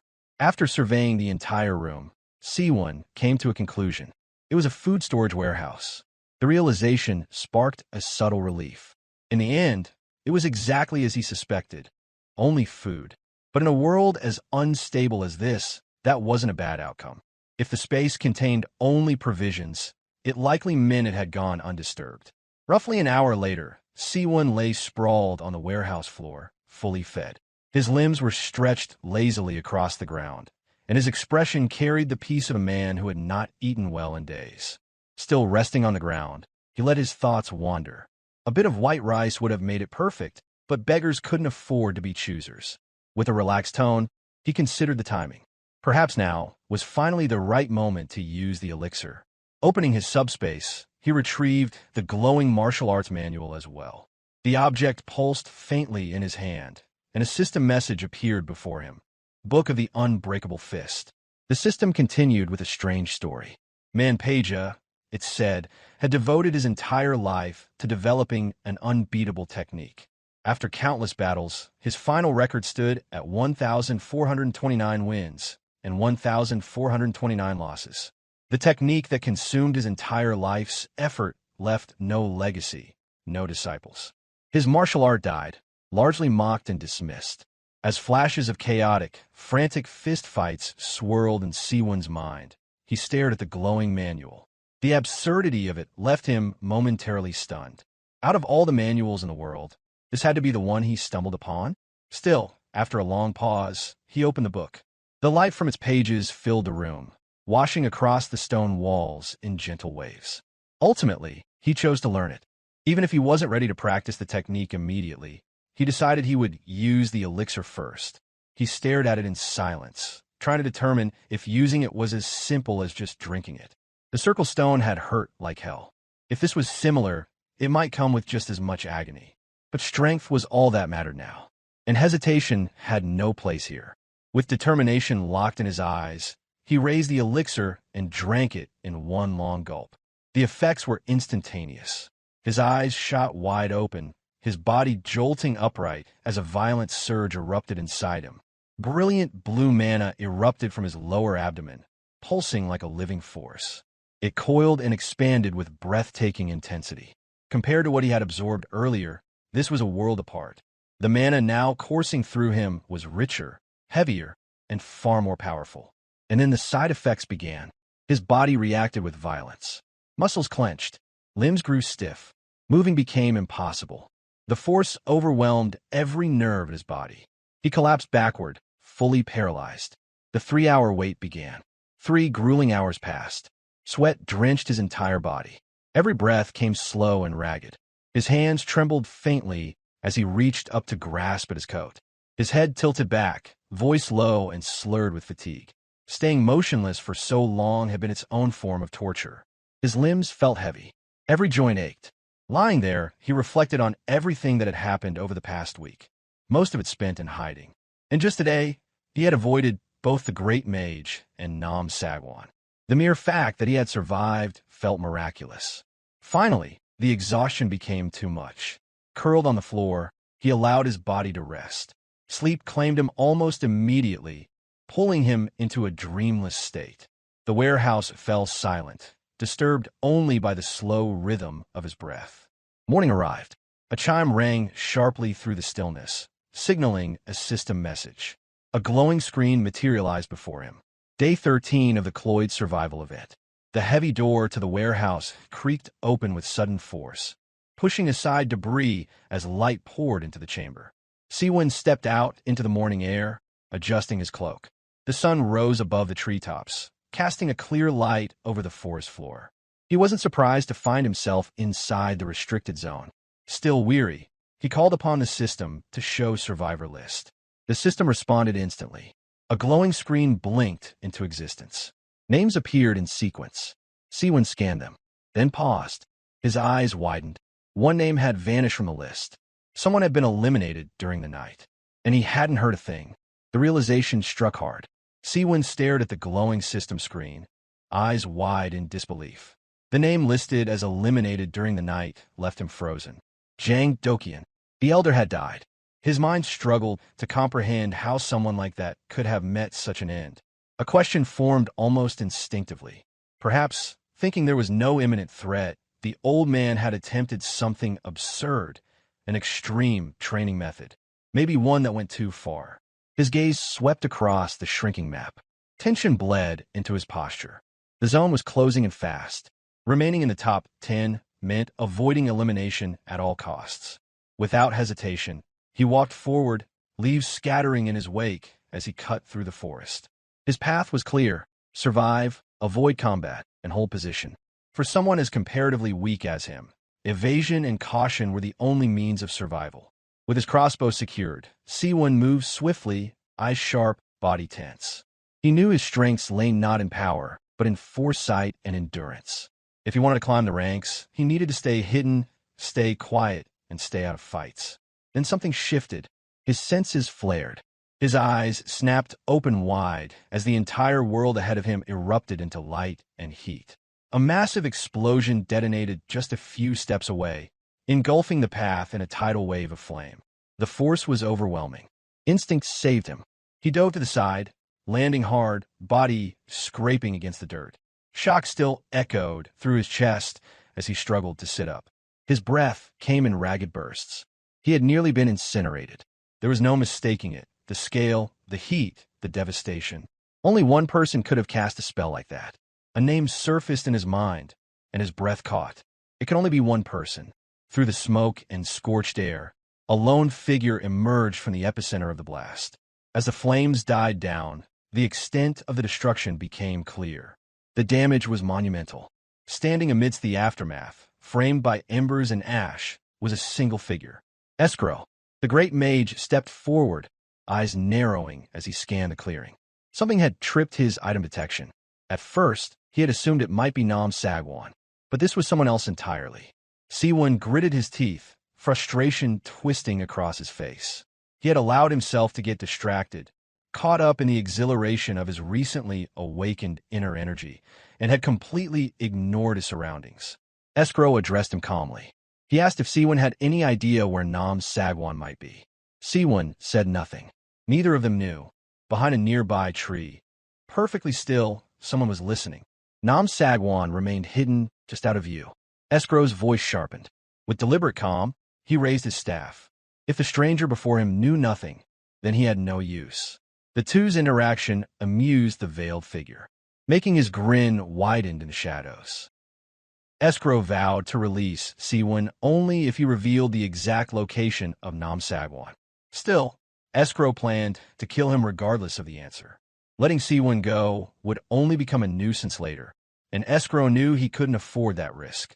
Seowoon responded sharply, pointing out that they had just met and questioning what Escrow was implying. He was genuinely confused, insisting he had no idea where Nam Sagwan could be hiding. Escrow narrowed his eyes and said that Seowoon and Nam Sagwan seemed to come from a similar region. He mused grimly that if Seowoon truly didn't know where Sagwan was, then he would have no choice but to kill him on the spot. At that very moment, Seowoon caught sight of something rapidly tearing through the air, coming from behind the mage. Within seconds, the object slammed against Escrow's mana barrier with a deafening explosion, shaking the air around them. Only after the violent impact did Escrow realize Sagwan had been hiding nearby, waiting for the perfect moment to strike. Sagwan spoke aloud confidently, announcing that he had fully recovered from his injuries. He also noted with a smirk that Escrow didn't seem to lack any mana either. Seowoon could only curse silently in his mind, bewildered about where Sagwan had appeared from out of nowhere. Sagwan's excitement was evident as his fist began to glow with a raw, powerful energy. He prepared to land another devastating punch, determined to finish the mage once and for all. Escrow wasn't like the others he had faced before. He raised his staff defensively and put up a fight, but his mana barrier shattered in an instant under Sagwan's strike. Yet, Escrow scoffed arrogantly, questioning how such a simple attack could possibly harm someone like him. Then blood started to spill. Sagwan was a skilled martial artist, and his speed far surpassed that of the mage. He spoke aloud, asking if Escrow had ever heard of enhanced energy, a rare martial art underarm energy that few had ever mastered.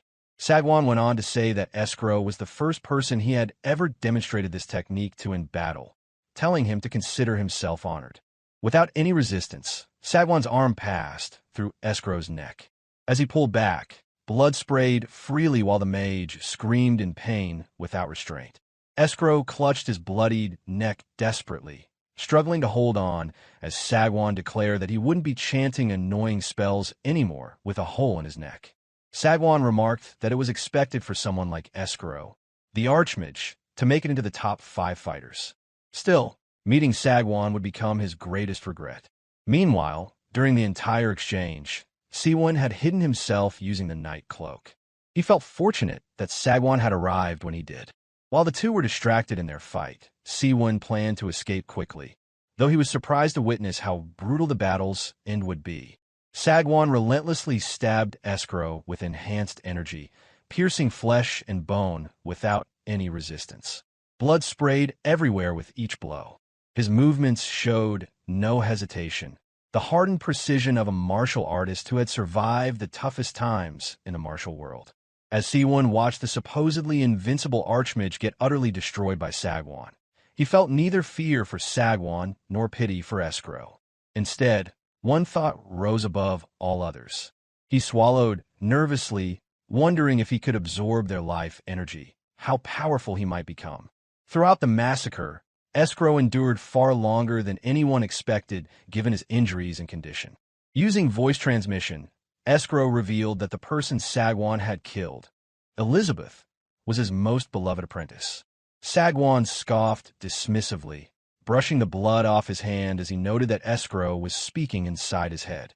Escuro continued, explaining that when she was kicked out of the academy, she was not recognized by the academic society simply because she was a woman. He expressed regret that he had not stopped her at that crucial time. Sagwan scoffed again, saying that if she truly was a woman, there was no way he wouldn't have noticed it. He suggested she might have looked no different from a man, dismissing the claim with a harsh tone.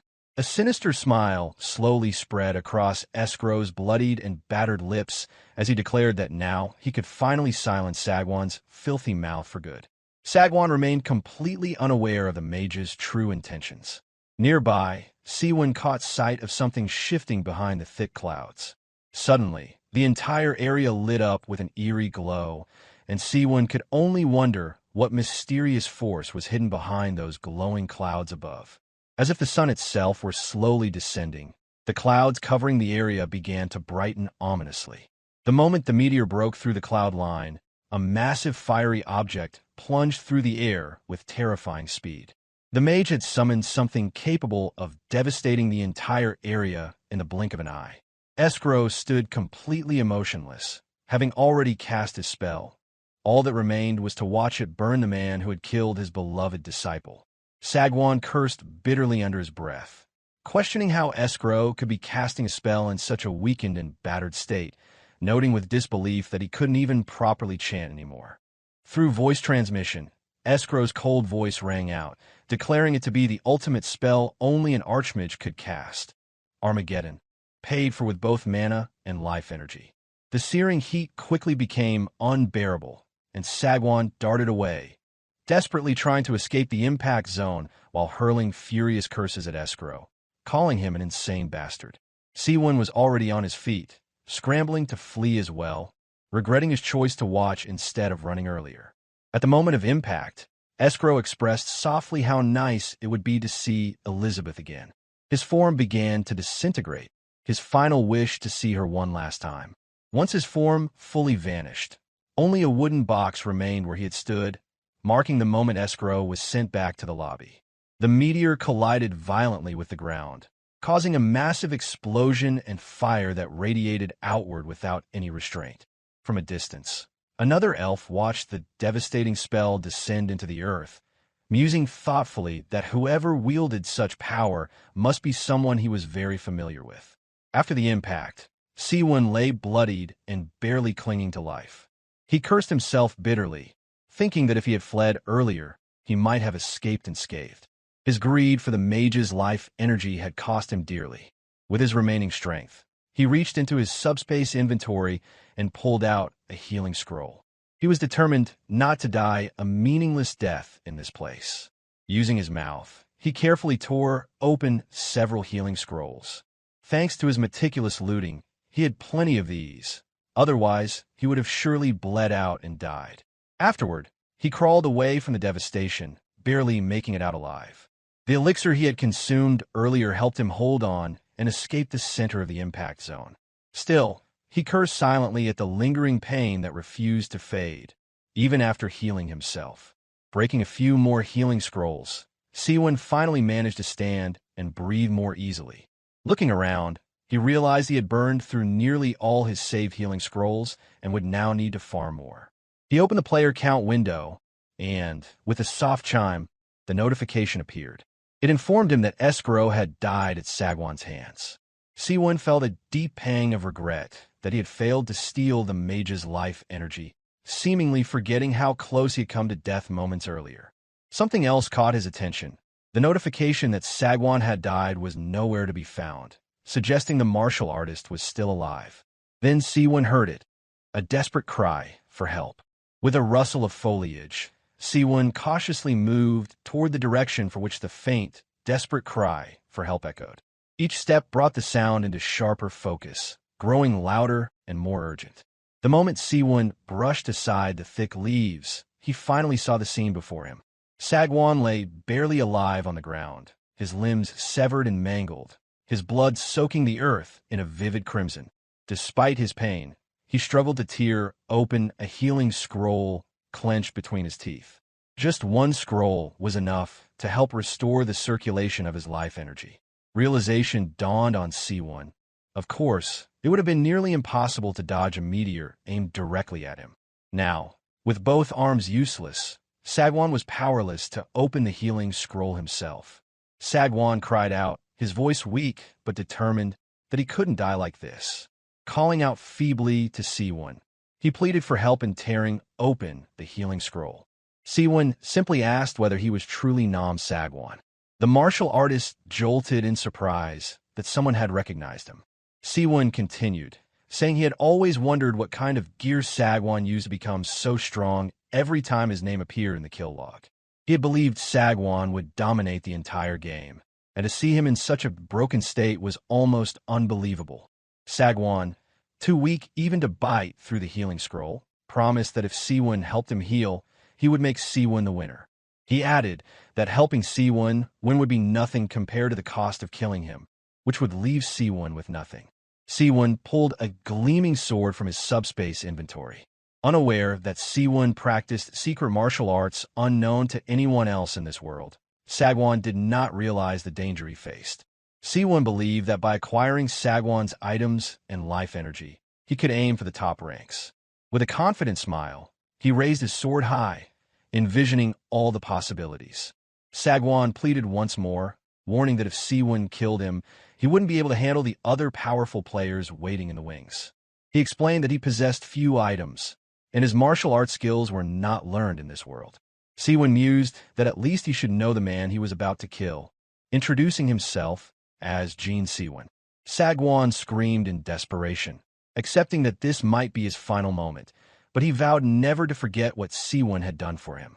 Without hesitation, Seowoon drove his sword towards Sagwan's brain.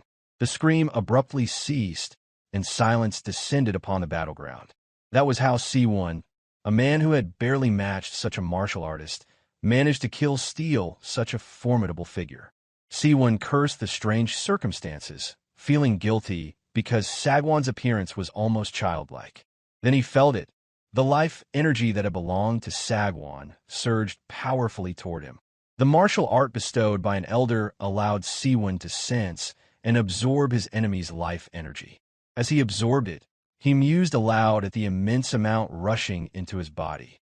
Seowoon smiled, thinking that Sagwan was practically a human elixir. Killing him had flooded Seowoon's dantian with an overwhelming surge of internal energy. At that moment, the rest of the players received the notification. The expert at hiding, the distant warrior, the hero from a fantasy world, and the elf archer on their adventure all saw that Nam Sagwan had been slain by Jin Seawoon, leaving only 8 players remaining on the battleground. Perched on a massive tree branch, the elf mused aloud that with the tiger slain, the foxes would now run rampant. Seowoon couldn't help but to stood in awe of the immense strength coursing through him. The internal energy he had absorbed from Nam Sagwan was nothing short of extraordinary. With such power at his disposal, he felt invincible, confident he could now stand his ground against any adversary. He then shifted his attention to the wooden box that had appeared where Nam Sagwan's body had vanished. As he opened it, he reflected on Nam Sagwan's formidable strength. Surely, someone of that caliber wouldn't have wasted time farming for regular loot. A hint of disappointment lingered in his thoughts, anticipating an empty chest. However, his breath caught as he gazed upon the chest's contents. Inside were several rings, once worn by Nam Sagwan. One after another, Seowoon slid them onto his fingers, feeling his power surge with each new piece. The rings, rare-class items, offered significant boosts: agility, strength, stamina, and magic resistance, with two identical ones enhancing the latter substantially. Sensing the immense stat gains, Seowoon reflected on Nam Sagwan's hypocrisy, recalling the martial artist's disdain for relying on gear despite his possession of such powerful items. After equipping the rings, Seowoon checked his character window. His status as both martial artist and mage was already formidable, but now, bolstered by his new equipment, his attributes had become monstrous. A burst of joy lit up his face as he celebrated his new strength, confident that victory in the game was within reach. Alongside the rings, he also possessed the elusive Knight Cloak, a garment so rare that few could detect its wearer. Among the spoils were several martial arts manuals, though they remained inaccessible due to their requirement for a specific internal cultivation technique. As he contemplated this, Seowoon sensed an approaching presence from behind. This time, rather than retreating or hiding, he remained where he stood, ready to test his newfound might. As he turned, he heard the chant of a spell from an approaching member of the Escrow Magic Corporation. Rather than evading, Seowoon braced himself, allowing the fire strike spell to hit him directly. Smoke curled around his figure as the mage emerged, voicing disbelief at Seowoon's apparent carelessness. The mage speculated aloud that Seowoon's previous victory over Nam Sagwan must have been pure luck, but Seowoon, unfazed, asked him to repeat his insult. The question startled the mage, who could not understand how Seowoon had survived the fire spell. Thanks to the dual magic resistance rings, which granted him a total of 90 points of resistance, the damage had been negligible. With a smirk, Seowoon dismissed the spell as nothing more than a harmless flash. He then began walking toward the mage. The sight of his approach sent the caster into a panic, demanding he stop and accusing him of trickery. The mage raised his staff, threatening a more powerful spell if Seowoon advanced any further. Seowoon continued being unfazed, knowing full well that only Escrow himself might pose a threat, and even then, at the cost of his own life. That battle had already concluded. Confidently, Seowoon surmised that no spell from this mage could truly harm him now. The mage unleashed his spell. A fiery explosion burst forth, striking Seowoon directly in the chest. But once again, he remained unharmed, his magic resistance absorbing most of the damage. In response, Seowoon drew back his arm, forming a solid fist. With calm determination, he invoked the martial technique he intended to use, Peerless Fist Technique, Straight Severing Move. Seowoon's fist connected directly with the mage's chest, and a massive surge of internal energy exploded at the point of contact. The result was immediate and devastating. The mage's chest collapsed inward, his body violently thrown back as he coughed up blood, the sheer force of the strike launching him into a nearby tree with a sickening thud. Even Seowoon himself was taken aback by the overwhelming effect of the blow. He hadn't expected the technique, introduced as dismissed as weak and ineffective, to yield such a result. He reasoned that its surprising strength stemmed not from the skill itself, but from the considerable volume of internal energy he had absorbed. In addition to the rare class rings now adorning his fingers, each boosting his stats dramatically, he had become a combatant of an entirely new caliber. The mage's health dropped to 0, and his form dissolved into radiant particles of light. A familiar notification sounded, indicating only 7 players remained in the match. The mage, Jahark, had been eliminated by a single martial technique.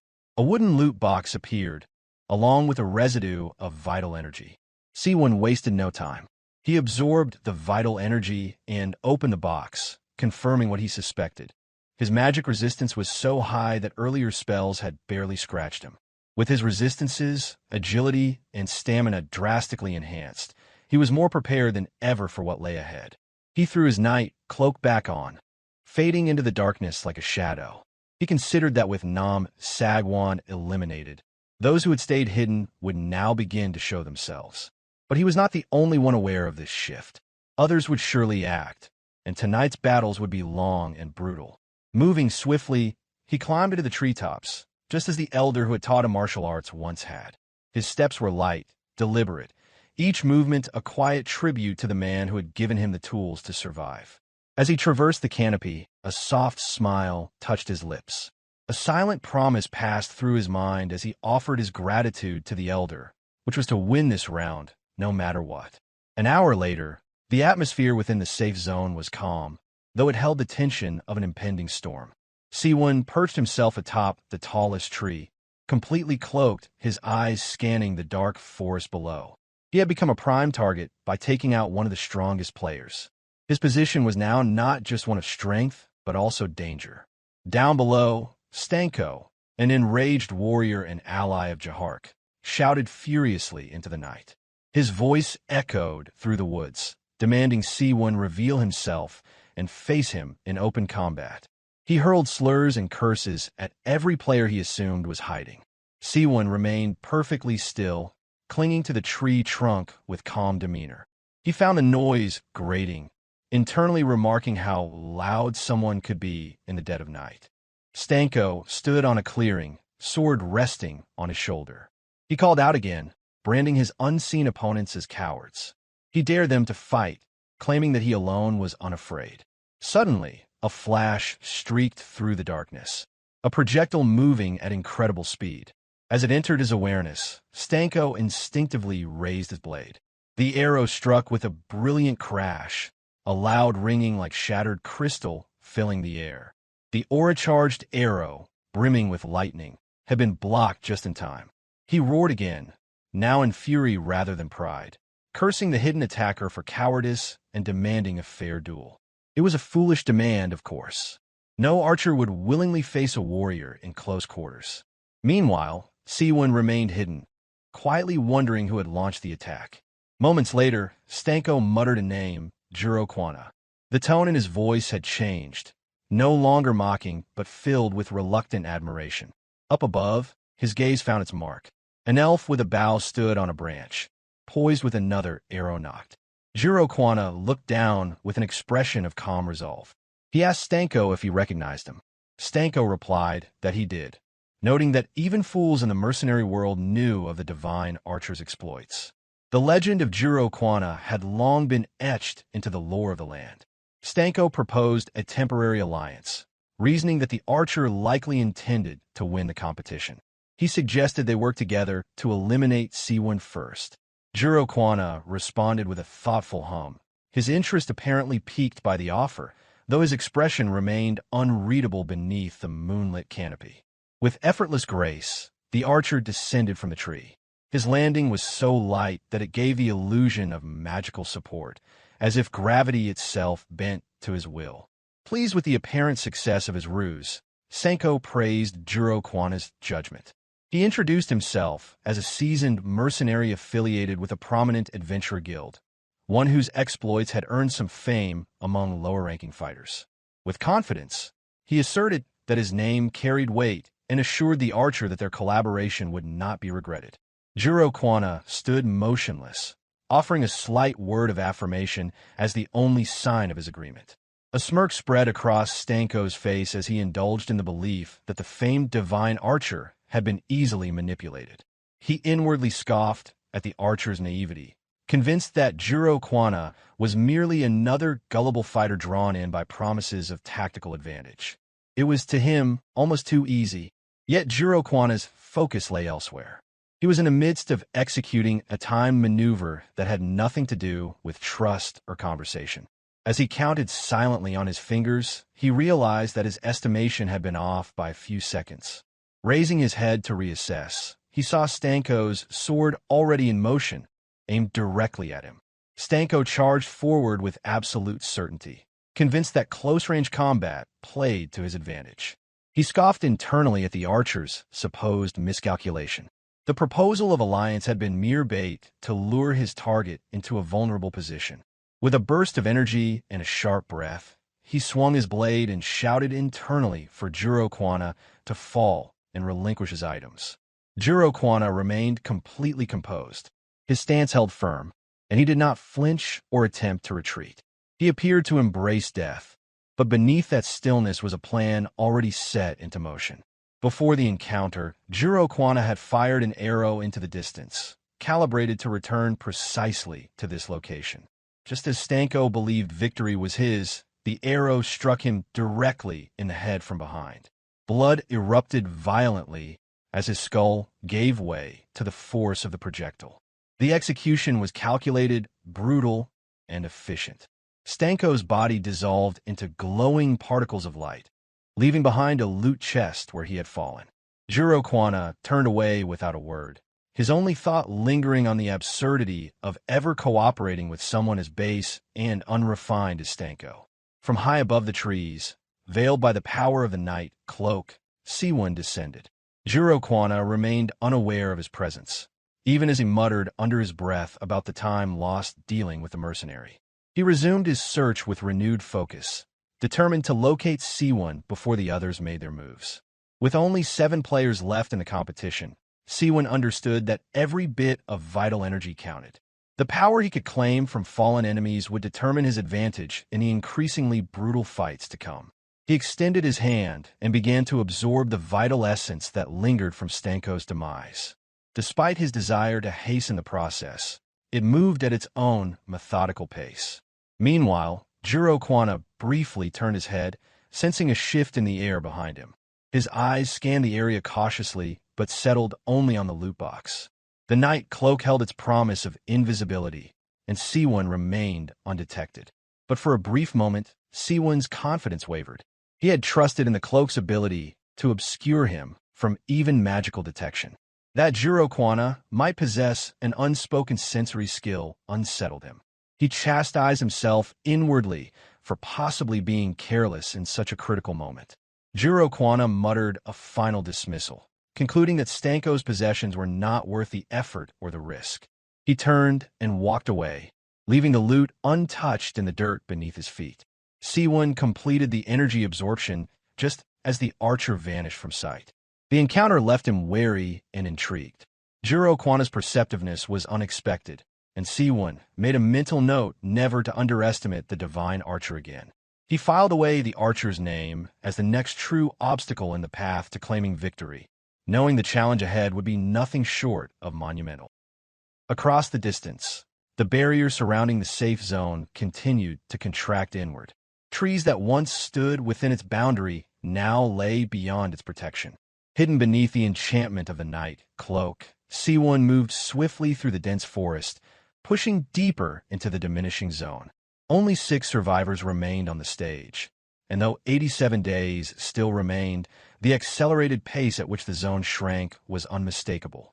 He considered the likelihood that the rate of contraction adjusted dynamically to the number of players left alive.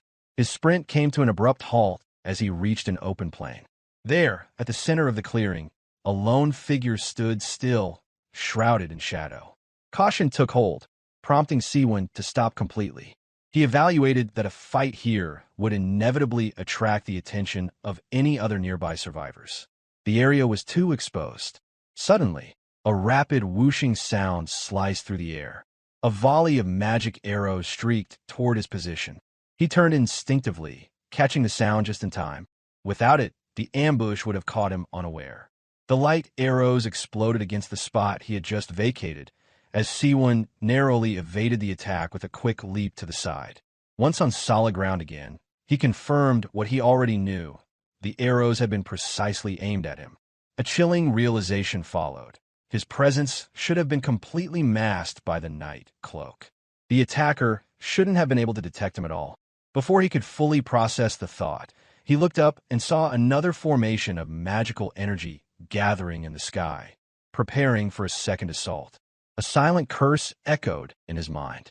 There were too many projectiles now, and evading them all would be impossible. Dropping the concealment of his cloak, Seowoon assumed a combat stance. The only option left was to face the barrage head-on with martial force. There was no time to retreat. Backed into a corner, he chose to rely on his accumulated inner energy. Drawing deeply from the reserves housed in his core, Seowoon released a surge of power into his fist. With a defiant cry, he launched into Piercing Fist, a foundational move from the first chapter of the Unstoppable Fist technique. His energy collided with a cluster of incoming light arrows in a tremendous explosion. The shockwave scattered the attack, breaking the arrows into countless fragments that drifted harmlessly through the air. For a fleeting moment, Seowoon stood in awe. He had not expected to repel the assault so effectively and was briefly struck by how much stronger he had become. Strength surged into his legs as he launched himself into the air, determined to locate the source of the ambush. The power coursing through him made the movement feel effortless. The higher he climbed, the more of the forest unfolded beneath him. In moments, movement in the tree line caught his eye. Concealed in the shadows, a mage crouched low, clearly the one responsible for the magical attack. Stunned to see Seowoon unharmed, the mage muttered a curse under his breath. Every drop of mana had been poured into the spell, yet the target had emerged without injury. But the situation had already shifted. The mage failed to notice another presence closing in, someone who had sensed the earlier conflict and chosen to intervene. From behind, a blade pierced clean through the mage's chest. Blood sprayed in a wide arc, staining the forest floor beneath a sudden hush. The mage reeled in disbelief, unable to comprehend how the incoming strike had gone unnoticed. He couldn't believe what was happening. After all, even Seowoon, cloaked under the night cloak, had been noticed by his keen senses. From the shadows, the assassin's voice emerged, offering a brief reprimand. He remarked for the mage should have reserved enough mana for detection, or at least a barrier spell. It was, he added, a basic precaution. The assassin then noted, with a detached finality, that stealth was the very essence of his craft. Erasure of presence was not a skill, it was second nature. With those words, he delivered a cold farewell, bidding the mage rest in peace. Moments later, the mage's body dissolved into a shimmer of radiant particles, leaving behind a wooden box, the standard sign of elimination. A system notification soon confirmed it with only 5 survivors remained. The kill had been swift. Seowoon landed on the ground just as the mage vanished. The mage's acute senses had forced him to drop his concealment, but now the assassin, too, had stepped out of hiding. A confrontation in the open now was unavoidable. Now revealed, the assassin voiced his assumption. The man standing before him had to be Seowoon. A quick glance confirmed his suspicion. Without waiting for confirmation, he commented that Seowoon's identity wasn't a secret anymore.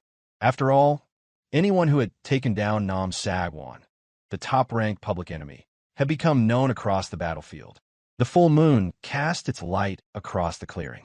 Seowoon held his stance, fully aware that the assassin's presence meant danger. The man theorized aloud that the remaining competitors must be desperate to hunt down a threat like Seowoon. No reply came. Seowoon said nothing. With a sinister calm, the assassin lowered into his combat stance, casually suggesting that Seowoon give up and die quietly. There was no point resisting, he claimed, because once he set his sights on a target, he never failed. Then the assassin moved, his silhouette distorting as he burst forward with speed only a seasoned killer could achieve. Seowoon moved just as fast. Blades flashed. Twin crescent weapons sliced through the air with lethal precision. The man's killing intent was palpable, silent, focused, and deadly. Seowoon braced for impact, arms raised, relying solely on his martial arts and inner energy. As the distance closed, the assassin judged his opponent's movements to be too slow. His blades cut with brutal clarity, intent on ending the battle with a single strike. Steel clashed with flesh, and blood sprayed through the air. His target didn't fall, but he had noticed something on Seowoon's hand, the rings prompting temptation to rise within the man's mind, and he shifted his blades to sever the hand at the last moment. Though protected by a shield of inner energy, Seowoon felt a jolt of pain radiate through his arm. Even with reinforcement, the impact was far from negligible. In that moment, he recognized the assassin's strength it was formidable and not to be underestimated. The attacker seemed impressed, casually commenting on the durability of Seowoon's arm. He admitted he had attempted to cut through it completely, hoping for a clean sever. Seowoon cursed silently, knowing that without the buffer of internal energy, he would have lost the limb.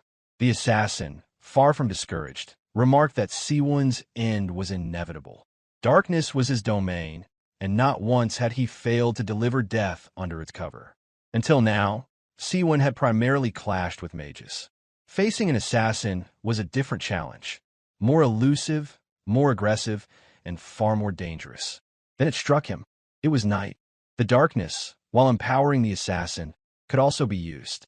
An idea sparked in his mind. The assassin reset his posture, crescent blades glinting beneath the moonlight. He was ready to strike again, convinced the fight would soon be over. In this world where boundaries between realms wavered and bled into one another, the assassin vanished into the folds of shadow as if his form had been consumed by the night itself. That same darkness had allowed him to strike the mage with such devastating silence, a reminder of the peril that existed within even the quietest of moments. Before Seowoon could form a complete thought, the man reemerged at his side, gaze sharp and unblinking as it tracked every subtle motion. Without hesitation, the assassin swung his sword. The blade cut effortlessly through Seowoon's form. No resistance, no blood. It was only an afterimage. The tables had turned. Just as the assassin had once disappeared into shadow, now Seowoon had become the phantom. Confusion flickered across the assassin's expression as he struggled to comprehend what had happened. Then Seowoon's voice carried across the clearing, calmly remarking on the man's impressive stealth skills. The assassin turned rapidly, scanning the surroundings and demanding to know where his opponent had gone. But Seowoon was already behind him, silent and hidden, moving swiftly and without detection. Stealth was powerful, Seowoon mused, but even the finest techniques fell short compared to the enhancements granted by the night cloak. In one decisive motion, Seowoon seized the man's arm. Holding him steady, he noted aloud that at this level, it was simple enough to follow his opponent's movements by tracking the flow of energy. Infuriated, the assassin hurled insults, calling the ambush cowardly. The irony was not lost. An assassin caught off guard in his own element. Seowoon reminded him of his earlier bravado, asking if he still believed he would be the one to end this fight. Without further warning, Seowoon wrenched the man's arm backward. A sickening crunch followed, and the assassin let out a cry of pain that echoed through the trees. Between gasps, the man tried to bargain. He asked whether Seowoon really thought he could take on the remaining survivors alone. Perhaps, he suggested, they could join forces. But the moment had passed. Seowoon had no interest in partnerships. A cold awareness settled in the assassin's bones just as Seowoon's fist connected with his spine, crushing bone in a single blow. The assassin's body gave a final shudder before falling limp. With a slow exhale, Seowoon released the breath he had been holding. Relief crept into his chest. Had it not been for the night cloak, he suspected he would be the one lying lifeless. A system notification confirmed the outcome. Only 4 survivors remained. The man's body dissolved into luminous particles, and a wooden chest took his place. Seowoon had never planned to make it this far. But now, with victory within reach and energy replenished from the assassin's vital reserves, the thought of claiming first place no longer felt unattainable. He turned toward the rewards. 2 boxes, one from the mage, one from the assassin, awaited inspection. From the latter, Seowoon retrieved a skill book that immediately drew his attention. It was called Shadow Clone, a technique that would allow him to summon a fighting duplicate. The item felt entirely out of place, given its former owner. As he examined the manual, the system prompted him to confirm whether he wished to learn it. He accepted without hesitation, and a sense of gratitude followed. The assassin had lacked knowledge of internal energy techniques. If he had combined that skill book with proper energy manipulation, the fight might have ended very differently. Seowoon then opened the mage's chest and uncovered another tome called the Eye of Carmen. It was a powerful detection spell, one capable of penetrating even the highest forms of concealment. Unfortunately, Seowoon's current magical development wasn't high enough to use it, but the revelation explained much. The mage had been able to spot him even while he was veiled in the depths of a night-cloaked shadow. A whisper of motion pierced the stillness as an arrow sliced through the air, its trajectory aimed with ruthless precision at Seowoon's head. With the faintest tilt, he shifted just enough for the arrow to graze his cheek, drawing a thin line of blood that flicked away into the night. There was no mistake that the attack had been deliberate and targeted. The battlefield had shifted. The remaining survivors, having learned of Nam Sagwan's demise, now moved with a boldness as though the arena belonged to them. Among them, Seowoon recalled only one who wielded a bow with such skill, the archer from a previous encounter. Before he could reflect further, the sky erupted. A massive glacier roared across the skies, splitting the dark and lighting up the landscape in a spectral glow. He barely had time to breathe, and another attacker had entered the fray. A bitter curse escaped him. This brand of magic was unfamiliar, colder, and more alien than anything he had faced before. Whoever unleashed it was no ordinary combatant. There was no time to retreat. Realizing this, he focused all his inner strength into his fist. The energy gathered, his arm enveloped in a bluish hue, and he executed the ultimate piercing fist, an advanced technique from the unstoppable fist style. His blow met the glacier head-on. With a thunderous crack that echoed across the night, the massive glacier crumbled upon impact, unable to withstand the sheer force concentrated in Seowoon's strike. Shards of ice burst outward in a violent explosion, refracting the moonlight like 1,000 fractured mirrors, while mist and frost surged in a sudden wave around him. He briefly considered the possibility that two opponents were attacking in tandem, one from range, the other with destructive magic. That suspicion solidified the moment a figure materialized behind him. The stranger, watching Seowoon's counterattack, calmly acknowledged his strength. A rapier flickered in the dim light as the man lunged for Seowoon's head. Again, instinct carried Seowoon through as he jerked aside, narrowly avoiding the deadly thrust. The force of the movement skidded him across the ground. As he struggled for footing, clarity struck like a bolt. This wasn't a random attack. It was a coordinated assault. The survivors had turned against him. Rising, he steadied himself as the man with the rapier addressed him directly, stating that his fortune had finally run dry. Standing at the man's flank were two others. One was Mage wrapped in ragged robes, the other an elf with a bow drawn. Sunturk, the king of Kruzan. Garen, the right arm of the Demon King. Juro Kwana, the divine archer. All converging with a single goal, eliminating the one who had felled Nam Sagwan. Against them stood Seowoon, a man of no lineage, no title, armed only with resolve. The balance was dire.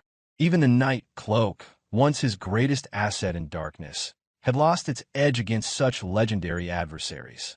Scanning the field, surrounded and outnumbered, all he could do was curse in silence. Being ganged up on always brought frustration, and Seowoon had landed squarely in that predicament. Three opponents had converged on him, a knight taking the front line, an archer poised from afar, and a mage lurking just behind. As realization struck, Seowoon quietly muttered a curse beneath his breath. Victory had been within reach, yet fate decided to intervene with an encounter against teamers. To dismantle a team like this, the most effective method would be to sow discord and force betrayal among them. Then Garen descended from the cliff above, stepping into the heart of their formation with quiet confidence. As he landed, he turned towards Sunturk, the sovereign of Kruzan, and greeted him with cool formality, remarking how it was an honor to meet under such circumstances. Sunturk's pride flared. He dismissed the magician harshly, questioning how a mere black magician dared address royalty without invitation. Undisturbed by the arrogance, Garen offered an unbothered apology, suggesting that there were more pressing concerns at hand than social ranks. Seowoon took advantage of the moment to slip into his night cloak. Simultaneously, Garen proposed forming a temporary alliance to improve their odds.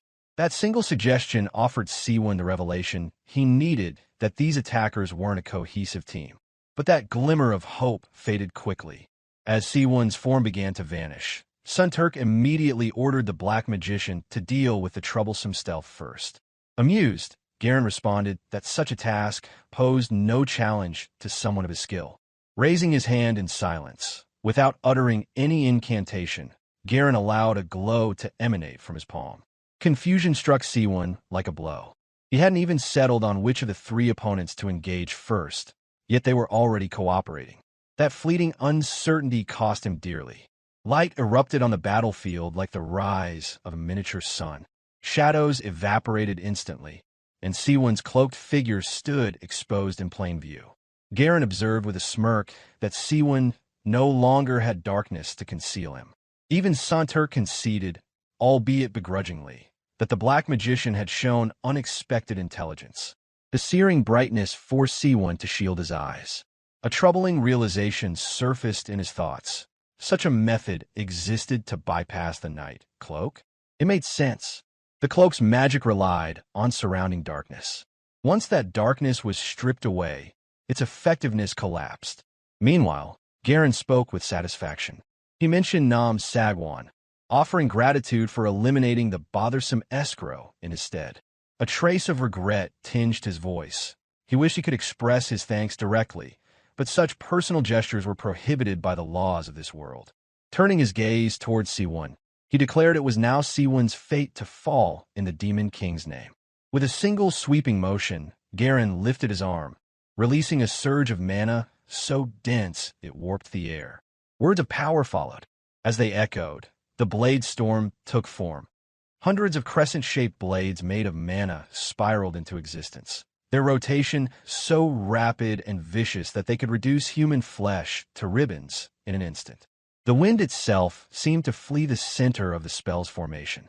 Watching the storm gather force, Seowoon considered a crucial fact. Most mages faltered under pressure in close quarters. If that held true here, it would be his only chance. Without hesitation, he charged toward the black magician. The air rippled as he dashed forward. In his thoughts, one risk loomed above all. If Garen triggered that massive spell while he stood too near, the mage might suffer its backlash. That vulnerability, slim though it was, could be the key. Yet Garen met his charge with cold poise. Pointing directly to the spell's nucleus, he repositioned the blade storm to meet Seowoon's approach.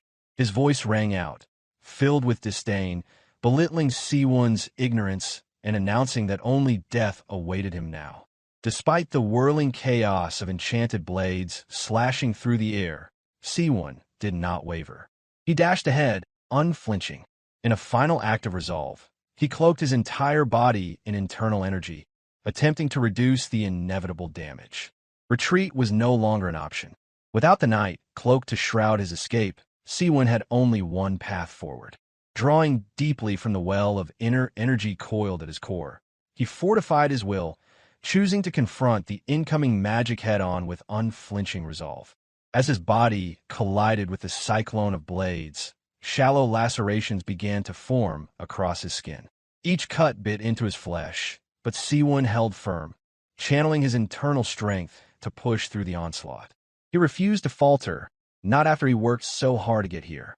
A system chime echoed in his consciousness, delivering grim news. The night cloak had sustained critical damage. Its effects had been neutralized, and the cloak's functions were now locked until repairs could be performed. Yet this, in his mind, was secondary.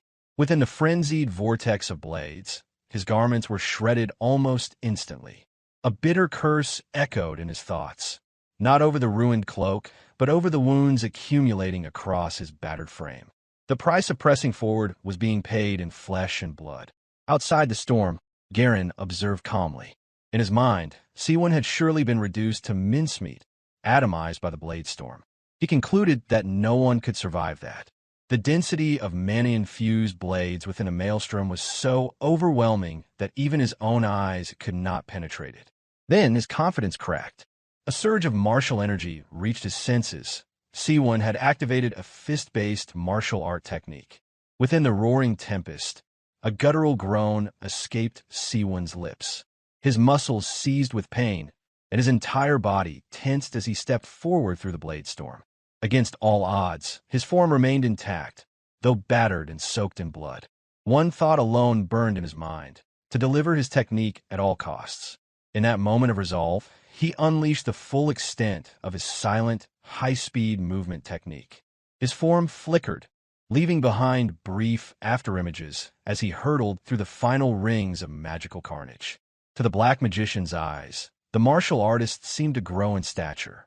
His bloody body radiated menace, every fiber of Seowoon's being focused on a singular goal: land the blow. His blood-soaked face remained stern, his eyes gleamed with ferocity, and his clenched fist shimmered with internal energy. The sheer force of his intent caused Garen to hesitate, if only for a breath. But the moment passed quickly. Having long been seasoned in the sight of blood and death, Garen dismissed it with a scoff. He mused that Seowoon's arrogance knew no bounds. Without delay, he waved his hand to summon a new spell of chaos magic, Dead Man's Hand. Beneath them, the earth convulsed violently. Jagged fissures opened up, and from the darkness within, numerous grotesque hands clawed their way upward. The crowd control magic surged to life, the skeletal limbs grasping hungrily toward their target. Faced with this sudden constraint, Seowoon had no choice but to halt his advance. Compared to the mages he had encountered before, the current adversaries stood in a different league altogether. Time seemed to dilate in that instant. Seowoon seized the opportunity to invoke another technique, Silent Phantom Step. From the shadows, a clone of his form emerged, crafted from martial energy. The phantom took his place and faced the grasping hands of the chaos spell. Garen reeled momentarily in astonishment. He had misjudged Seowoon, assuming him to be nothing more than a brawler with flashy punches. This technique, deft and refined, caught him off guard. Still, he dismissed it as a mere parlor trick, insufficient to alter the outcome. Then the original Seowoon emerged from the afterimage, now positioned directly before the Black Magician. His fist, now charged with condensed killing intent, prepared to strike. In response, Garen whispered the incantation for a protective barrier. But before the shield could fully form, a flash of silver streaked across the battlefield. Sunturk had acted. In a display of elegant lethality, his rapier pierced clean through Seowoon's back, continuing after tearing a gaping wound through Garen's chest. One precise thrust, two bodies skewered. The destructive force unleashed was beyond comprehension, considering the weapon's slender form. To Seowoon, it felt less like a sword and more like a divine pillar had impaled him. Garen began to dissipate as life slipped away from his body, the flesh vanishing into drifting particles of light. In his final moments, he reflected bitterly on what had transpired. For someone hailed as a king to resort to such cowardice. Perhaps the whispers had been true all along. Berserkers truly knew no honor. King Sunturk of Kruzan, widely feared and respected under the battlefield title Berserker of War. In his mind, victory remained the highest form of honor. The idea of collaboration had never truly existed. Not once had he agreed to fight alongside the Black Magician. With measured calm, Sunturk offered a sarcastic thanks for the elimination of what he called irritating garbage. A notification blinked before him, confirming that Garen had indeed been removed from the field. Yet the message barely registered in his mind, as if it held no weight. He turned then, gaze settling on the divine archer. There were only 2 participants remaining now, and he voiced this observation with casual detachment. Turning his attention to the archer, known as Juro Kwana, he acknowledged how troublesome he had been for his forces in the past. The irony was not lost on him, that in the end, their efforts had unwittingly cleared a path for his success. A quiet smirk tugged at the corners of Juro Kwana's lips. His reply was cool and unwavering, noting that it was far too early for him to speak of victory. Amid the exchange, Seowoon, who had absorbed the lingering vital energy left behind by the slain magician, moved once more. His breath was heavy, his body thrashed and bloodied, but his fists were poised, ready to unleash another crushing blow. Sensing the attack, Sunturk attempted to intercept with his rapier, but Seowoon was already far too close. Though exhaustion pressed against him with the weight of stone, tempting him to collapse and let sleep claim him, Seowoon resisted. The fist connected. The blow struck squarely against Sunturk's face with a thunderous impact that reverberated through the battlefield. The golden armor that once adorned the king, his chest plate and arm guards, shattered. They bore the brunt of the martial art technique known as crushing break fist, but even they could not withstand its force. A burst of internal energy erupted in the form of a luminous pillar, casting shadows across the cliff as Senterk's body was flung backward. He crashed violently into the rocky wall of the canyon. High above, Juro Kwana remained still, observing the battle's carnage unfold in complete silence. As the dust began to settle, Seowoon gasped for breath. His lungs burned. Every part of him cried out in agony. It took everything he had just to remain conscious. Vision blurred, chest heaving, he failed to register that Sunturk had not yet been officially eliminated. The king's body slumped to the earth, motionless. Assuming the battle had concluded, Seowoon turned his gaze upward. Though barely standing, he took a shred of satisfaction in the idea that only 2 survivors remained. The archer, however, had expected Seowoon to fall beneath the thrust of Senterk's blade. He deduced that the rapier had likely pierced a shadow clone instead. Blood still pouring from his many wounds, Seowoon stated with finality that enough talking had been done. If he intended to fight, he needed to make his move. Juro Kwana responded with a light chuckle. The world, he noted, seemed filled with impatient souls. He added that Seowoon had other problems to worry about first. At that precise moment, Senturk stirred. His breath came in ragged gasps as he pulled himself upright. Fury burned in his gaze. His voice, rasping but strong, lashed out at the archer's cryptic games, declaring them maddening. Despite having taken the full force of the crushing break fist, Sunturk had survived with minimal injury beyond the point of contact. Still panting, he acknowledged the moment he felt his blade strike Seowoon.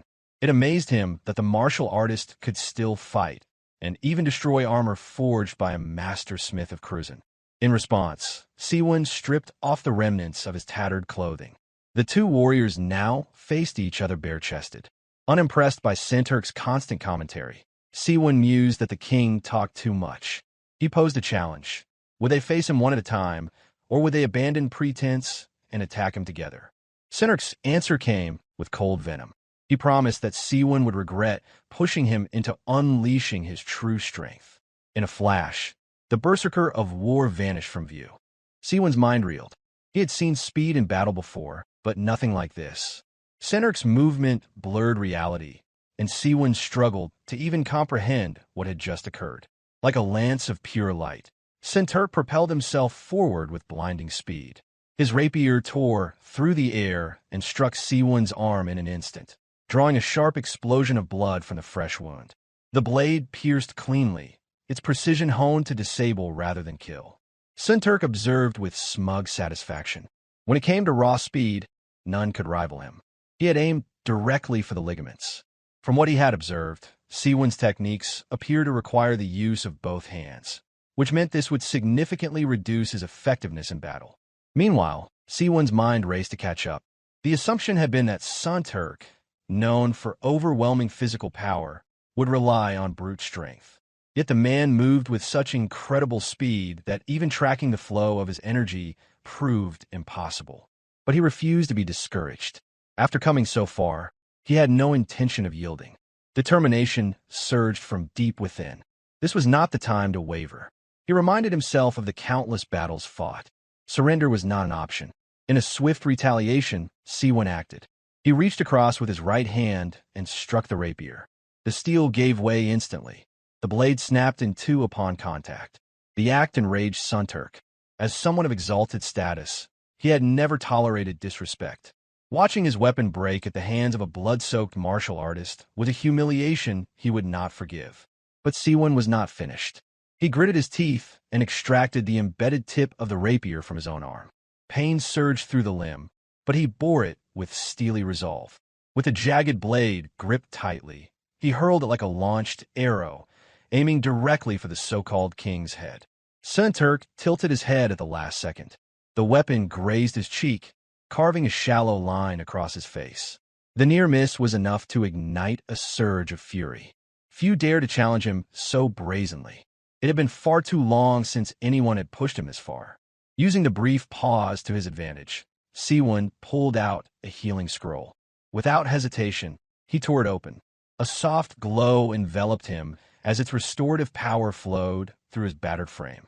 Realization dawned in Senturk's mind. This wasn't a man seeking survival. This was someone determined to resist until the very end. In response, Sunturk focused his mana into the hilt of his broken rapier. A blade of pure energy formed, gleaming with the concentrated force of his aura blade. The weapon materialized seamlessly, brilliant and deadly. He acknowledged, albeit reluctantly, that Seowoon had proven himself skilled enough to warrant the use of such power. Seowoon, now testing his newly healed arm, rotated it in a slow arc. Though faint traces of pain lingered, there was no fear in his expression. He assessed its condition, mused that it would suffice, and prepared for what came next. Without warning, he invoked the silent phantom step. The battlefield shimmered, and then multiplied. 8 versions of Seowoon emerged, each identical, each cloaked in the same crimson aftermath of their brutal combat. Every illusion radiated with a torrent of internal energy, indistinguishable from the original. Sunturk raised his aura blade, entering a poised sword stance. Seowoon's continuous use of deception grated against his pride. Yet he maintained the composure of a sovereign, convinced that victory still belonged to him. That arrogance, deeply embedded in his title, refused to yield. He declared with finality that the victor had already been decided him. Opposite him, Seowoon's demeanor shifted. There was no more reserve, no more hesitation. He announced that the time for restraint had passed. This was him fighting in earnest. He suggested that the king, whom he now openly called a fraud, should brace himself. Meanwhile, high atop the cliff, Juro Kwana lounged with growing impatience. The spectacle had worn thin. Watching the martial artist and the self-proclaimed war god hold back had grown tiresome. With a sigh, he mused that they should finally begin the real battle. A yawn escaped him as he leaned back lazily. At that precise moment, midnight struck. A notification resounded through the battlefield system, marking a significant change. Only 3 survivors remained. 8 identical figures of Seowoon positioned themselves around the battlefield, each poised to strike. At the center, the true Seowoon issued a bold challenge, demanding that Sunturk fight with every ounce of his strength. Sunturk, however, waved away the provocation, dismissing the words as worthless chatter. He simply told Seowoon to come at him without delay. Deep inside, though, he felt a sharp urgency. The blade formed by his aura would only last 2 minutes at most, and he needed to end this battle swiftly. On the other side, Seowoon's thoughts mirrored the king's. His reserves of internal energy had been heavily drained from fighting the mage earlier, leaving little room for mistakes or drawn-out maneuvers. A sudden gust of wind swept across the arena, stirred by the intense power radiating from both combatants. Without hesitation, they lunged toward each other. Sunturk drove his rapier forward with deadly precision, aiming straight for Seowoon's throat. In a subtle shift, Seowoon's true body moved his head aside, just enough to let the strike pass harmlessly. At the same moment, 2 of his clones advanced, cutting through the space behind Sunturk to attack him from the rear. Using the Black Star Palm technique, Seowoon's true form struck a heavy palm strike directly on his Sunturk's back, sending a surge of relentless internal energy crashing into the king's spine. A growled curse slipped past Sunturk's lips as he felt the burning power ripple through his body. Reacting instinctively, he swept his sword backward, cleaving the space behind him, but encountered nothing at the tip of his blade. His rapier met no resistance. The opponent that had been there dissolved into mist. Merely another shadow clone of Seowoon, vanishing the instant it was struck. Sunturk clenched his teeth, cursing inwardly as he realized he had been baited. He saw no way to distinguish illusion from reality, so he resolved to cut them all down, regardless of their nature. Before that thought could fully form, a solid fist slammed against his jaw, knocking him backward. The shock rattled his teeth, and he tasted copper. Seowoon's physical power left no doubt. This, Sunturk recognized, had to be the real one. For a heartbeat, Seowoon taunted the king, asking how a loser's punch tasted. Sunturk's eyes widened at the insult, and his opponent took the moment to explain. According to Seowoon, every projection born of the silent phantom step could attack exactly like the real body. There would be no way to tell them apart. As if to demonstrate this truth, 2 clones leaped high into the air, each aiming a synchronized side kick towards Sunturk's ribs. Sunturk narrowly evaded by twisting his body and leaping backward just out of reach. Their kicks struck empty air, their momentum lost. Seizing the opportunity, Sunturk marked the two clones as fresh targets. Drawing deeper upon his mana reserves, he strengthened the aura surrounding his rapier. A golden-white light pulsed down its length as he prepared a piercing technique. In a heartbeat, the king dove from midair, rapier extending like a spear. The weapon tore through both clones with flawless accuracy, their forms dissipating into vapor on contact. The exertion left a subtle tremor in Sunturk's arms. Though he had tapped more of his power to finish the maneuver, the clones proved disappointingly fragile. They had no durability beyond their illusions. Now, only 5 figures of Seowoon remained on the field, including the true body among them. Sunturk steadied his breathing, taking careful note of his remaining time. His aura blade had perhaps a minute left before it dissolved. Seeing the quality of Seowoon's skills firsthand, Sunturk felt the creeping anxiety of the clock ticking down. From a distant cliff, Juro Kwana continued to observe, eyes narrowed, refusing to intervene. Pride and a sense of honor kept the massive figure from launching a sneak attack, while the two warriors fought below. Just then, a casual musing slipped from the divine archer's lips as he observed the battle unfold. He remarked aloud that witnessing Sunturk, the formidable king of Kruzan, struggle so severely against a lone martial artist was unexpected. The word struck a nerve. From the battlefield, Sunturk called out toward Juro Kwana, perched atop the cliff. Urgency laced his voice as he urged the divine archer to stop spectating and assist in taking down Seowoon. In return, he promised anything Juro Kwana desired upon their return. But the divine archer offered no cooperation. Instead of agreeing, he calmly reminded Sunturk to keep his eyes up, his tone cool and detached. There was no intention of helping the berserker now, not when the battle still held his interest as a spectator. At that moment, Seowoon closed the distance, appearing suddenly before the king with his palm ready to strike. Already sensing the threat, Sunturk lashed out instantly. His aura blade surged forward with a flash of blue-white lightning, splitting the air in its path. But Seowoon, moving with the effortless grace of a master, tilted his head just slightly, enough to let the blade miss him by a hair's breadth. In that same breath, his palm lashed forward with a technique steeped in finality, severing fist. Sunturk reacted just in time, pulling his rapier back across his chest. Aura clashed against internal energy as Seowoon's strike collided with the fortified weapon. A violent burst of light erupted from the impact, blinding and fierce, illuminating the battleground. The force of the collision surged through Sunturk's arm, the shock humming down to his bones. Still, he held his ground, gritting his teeth and refusing to stagger. Seowoon cursed inwardly. Even after a diversion, Sunturk had not only recovered in time, but successfully blocked the full weight of his palm strike. From the king's perspective, Seowoon's evasive motion had confirmed his suspicion. This was no illusion. Convinced that the real Seowoon now stood before him, Sunturk drove his rapier forward once again, and as he thrust, a scathing insult escaped his lips, expressing triumph over finally pinning down the elusive martial artist. The aura blade tore through Seowoon's chest. Blood exploded from the wound, painting the soil crimson.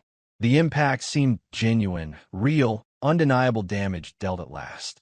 For a moment, the form remained, swaying slightly with a gaping hole where the heart should be.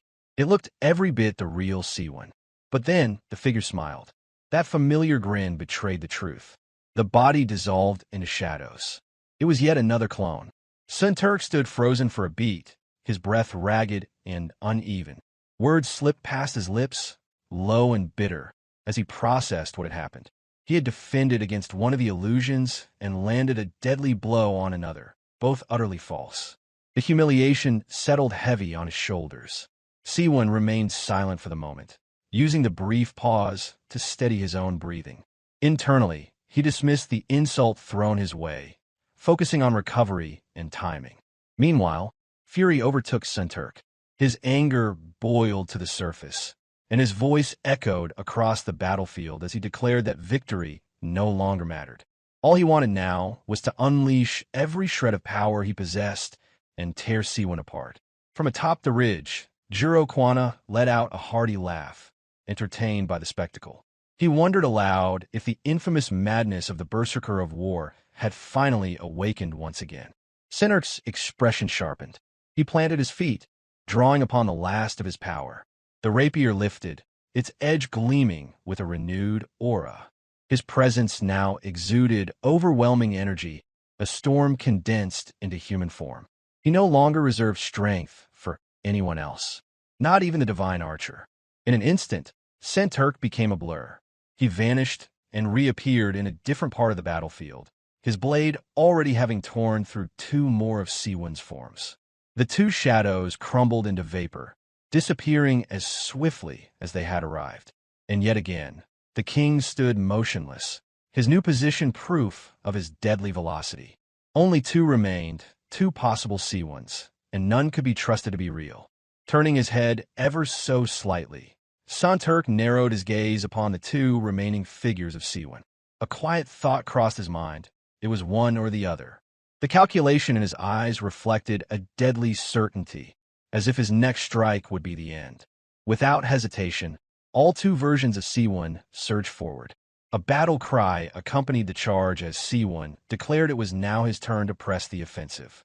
Leading the assault, the true Seowoon unleashed a straight-cut fist aimed directly at the king's core.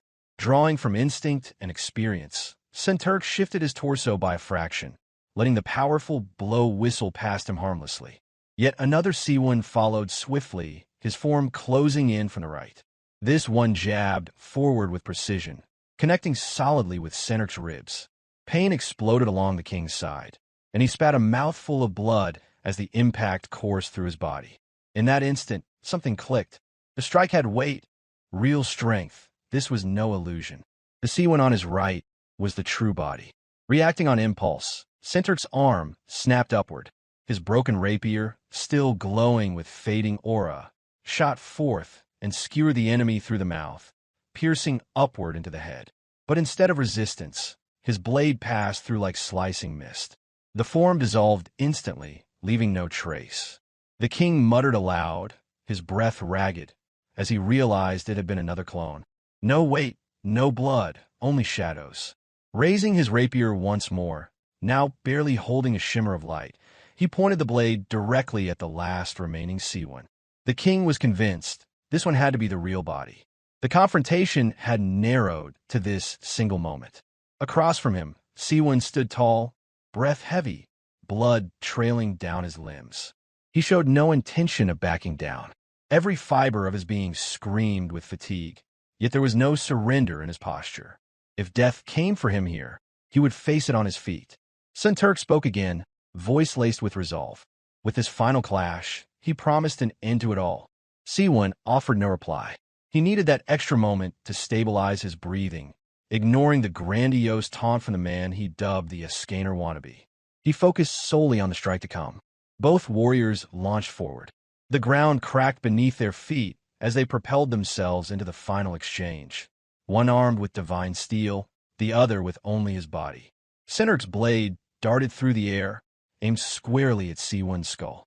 But Seowoon met the attack in kind, raising his right leg in a sharp, explosive kick. The foot collided against the king's hand, diverting the path of the blade just enough to send it wide. They landed with a thud, the ground trembling under their weight. Senturk let out a breathless exclamation, noting aloud how astonishing it was to witness Seowoon fight on even footing despite being unarmed. He surged forward once more, declaring his intent to see how long Seowoon could withstand the full might of his lightning form aura blade. Seowoon faced the charging king, internal energy swirling through his body. With everything he had left, he focused it into his leg, channeling the force outward. A flash of radiant light surged from his body as his foot met the blade's edge. The impact was catastrophic. Seowoon's leg seared under the heat and force of the aura. Skin blackened and muscle scorched. His body screamed, and so did he, but the pain snapped his fading consciousness into brutal clarity. Senturk grinned. The damage was real, finally, a breakthrough. He believed himself to have claimed the advantage. Seowoon collapsed onto his back, crimson flowing from his wounds. A scream tore from his throat as agony overtook him. The king stepped forward, blade raised, towering over the broken form beneath him. But just as he prepared to finish the fight, Seowoon shouted, pleading for him to wait. Through grit and blood, he warned that Juro Kwana would be the only one to benefit if the king killed him here. The words, however, fell into the void. The berserker of war had already chosen his path. The rapier plunged into Seowoon's chest. The piercing light of the aura blade flared as it drove in, bright, unrelenting, and merciless. For a fleeting moment, the weapon held its radiance, defying the fading energy around them. Then, slowly, the glow extinguished. Rising slowly to his feet, Sun Turk muttered aloud his certainty that he had finally finished his opponent within the confines of his aura's fleeting duration. The relief in his voice hinted at how narrowly he had escaped total depletion. Had he hesitated even a few seconds longer, exhaustion would have overtaken him completely. However, as he flexed the fingers on his right hand, a curious sensation crept into his awareness. Something fell off. There had been no impact, no resistance at all, when his weapon pierced what should have been Seowoon's body. Confusion rippled across his features, and a sliver of doubt took root in his thoughts. That hesitation came too late. Behind him, Seowoon emerged from the shadows with lethal silence, his presence a storm of intent coiled tightly within a single motion. Drained and unaware, the king had not even the strength to sense the danger now stalking him. Before the realization could dawn, Seowoon's hand rested on the back of the king's head. In an instant, he drove his palm into each other's with crushing force, collapsing the skull of the so-called Askaner wannabe. A sickening burst of blood erupted as the king's form dropped to the earth, lifeless and crumpled. A sharp notification rang out to all surviving players. Seowoon had eliminated Sun Turk, the king of Kruzan, through brute strength alone. Where the royal body once lay, only a wooden box remained, loot left behind by the vanquished. Seowoon exhaled and mused quietly to himself that if his clones hadn't drained Sun Turk's stamina throughout the engagement, the tide might have turned the other way. Wasting no time, he extended his hand and absorbed the residual vitality lingering in the air, the remnants of the mighty warrior's life force. As it coursed through him, Seowoon could feel the raw power fill his limbs. Though it did not compare to what Nam Sagwan had possessed, the surge was formidable, enough to prepare him for the next threat. High above, atop the ridge, the archer remained vigilant. Juro Kwana observed the outcome, murmuring that he hadn't expected Seowoon to defeat Sun Turk so thoroughly.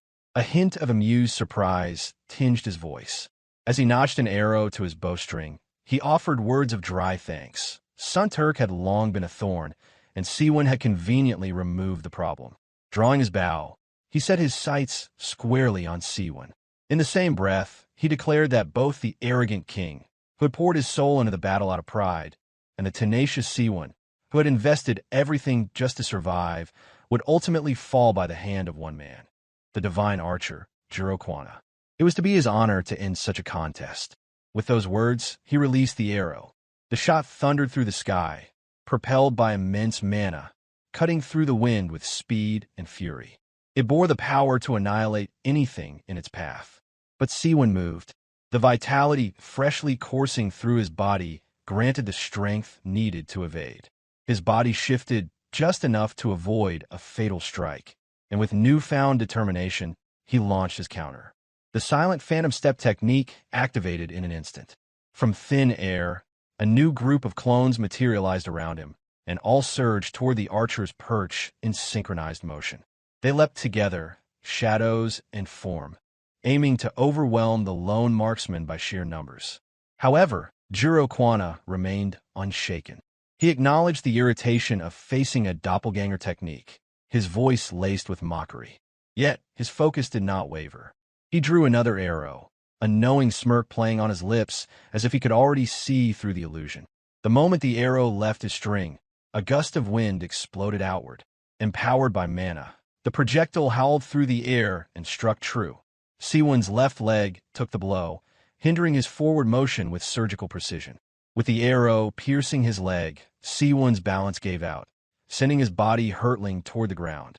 The blow had struck his real form, causing the clones summoned by his technique to dissolve instantly into shadows. Without delay, Juro Kwana descended from his vantage point. The divine archer landed smoothly beside the fallen martial artist, his movements calm and precise. A smug expression played across his face as he prepared another pair of arrows, intending to ensure Seowoon had no opportunity to escape. In a fluid motion, the arrows were loosed. Each embedded itself deep into Seowoon's hands and further into the earth beneath him, effectively pinning him to the spot.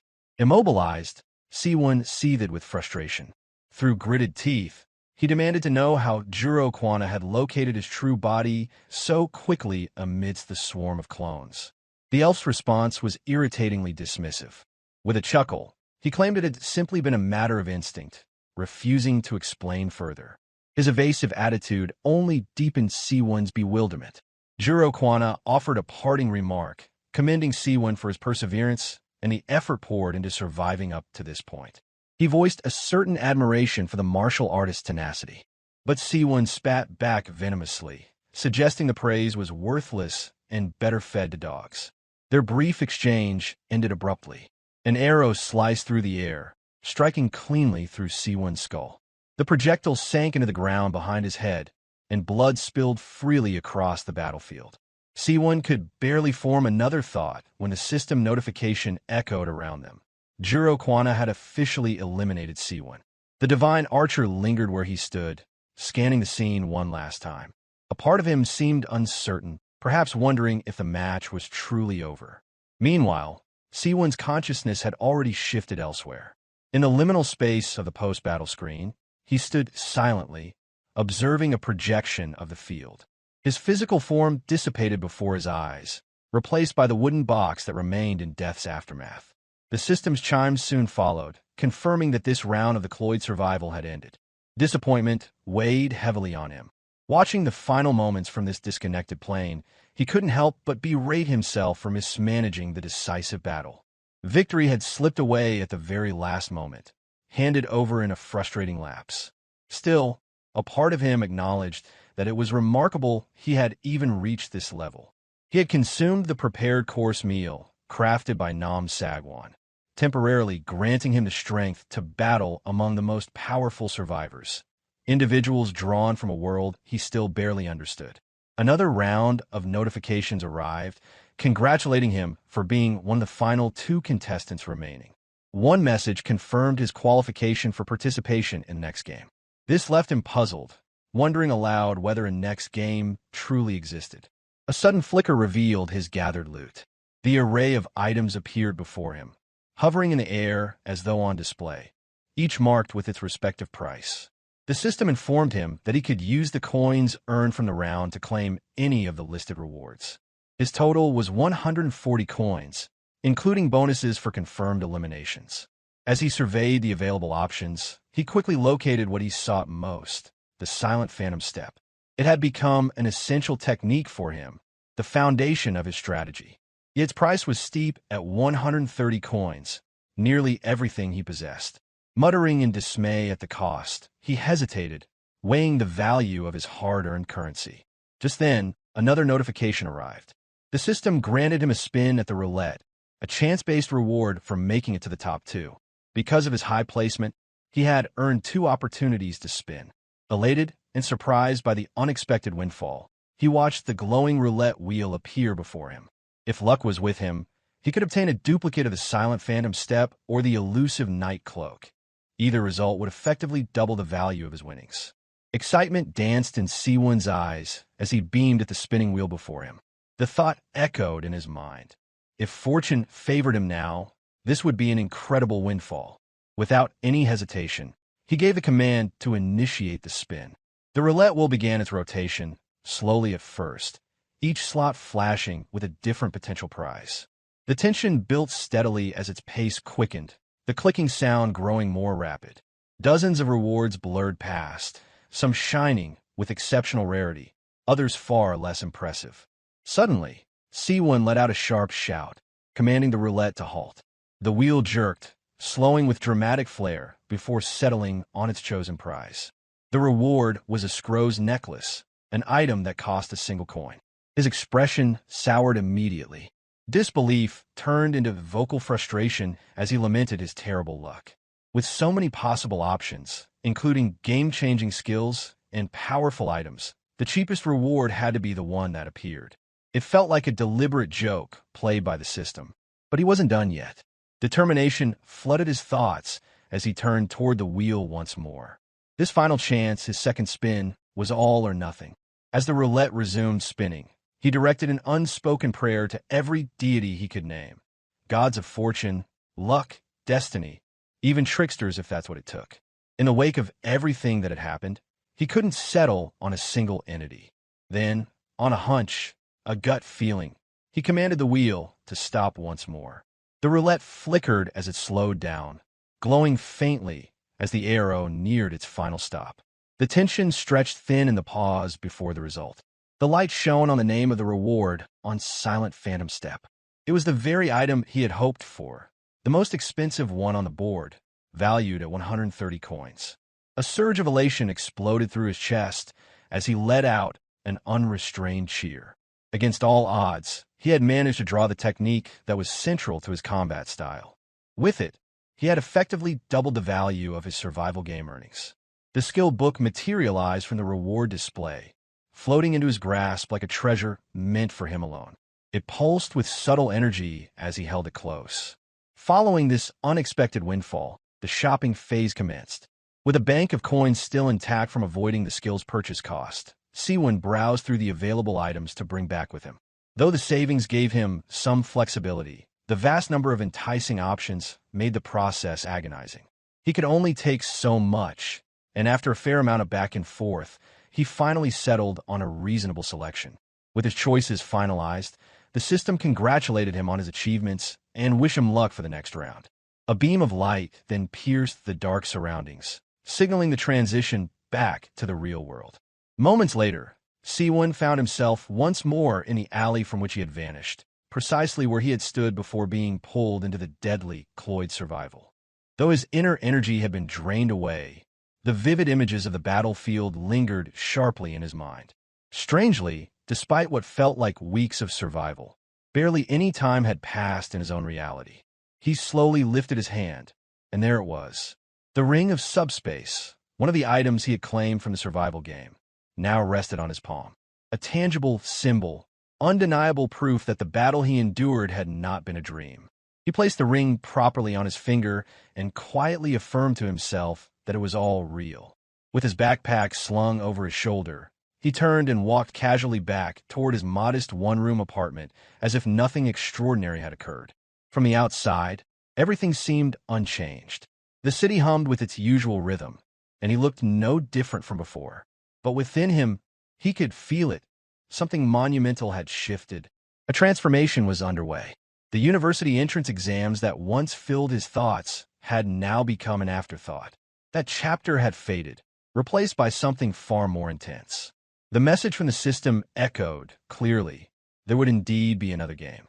With this confirmation etched in his mind, Seawoon resolved to return stronger for the second round. Though he had barely secured second place, the result left him dissatisfied. Determination simmered within, pushing him to commit fully to claiming victory next time. The small studio apartment, arranged by his parents near the school, had originally been intended as a place for him to prepare for his university return. The plan was to focus on studying for his entrance exams, resuming a more ordinary life. However, Seawoon's priorities had shifted dramatically. The survival game and what he brought back from it now consumed all his attention. He couldn't afford to remain weak. He had no intention of entering the next round defensively, scrambling from a vulnerable position like before. Unlike within the game, where energy surged through him, the real world felt hollow. His inner core, the very foundation of martial cultivation, felt completely empty. Without delay, Seawoon crossed his legs and sat down in a lotus position. His intent was clear. He would begin cultivating immediately. For a fleeting second, uncertainty crept in as he wondered whether his energy core had been destroyed during the last battle or if it had simply vanished upon returning to reality. Either way, there was no time to hesitate. In this world, where he couldn't simply battle others to grow stronger. He had to rely on disciplined training. Elder Jang Dokian's lessons echoed in his memory. Back in the game, the Elder had instructed him that internal energy could accumulate naturally through the energy core. Since the core had already been awakened once, Seowoon only needed to focus his intent inward, and the energy would begin to gather over time.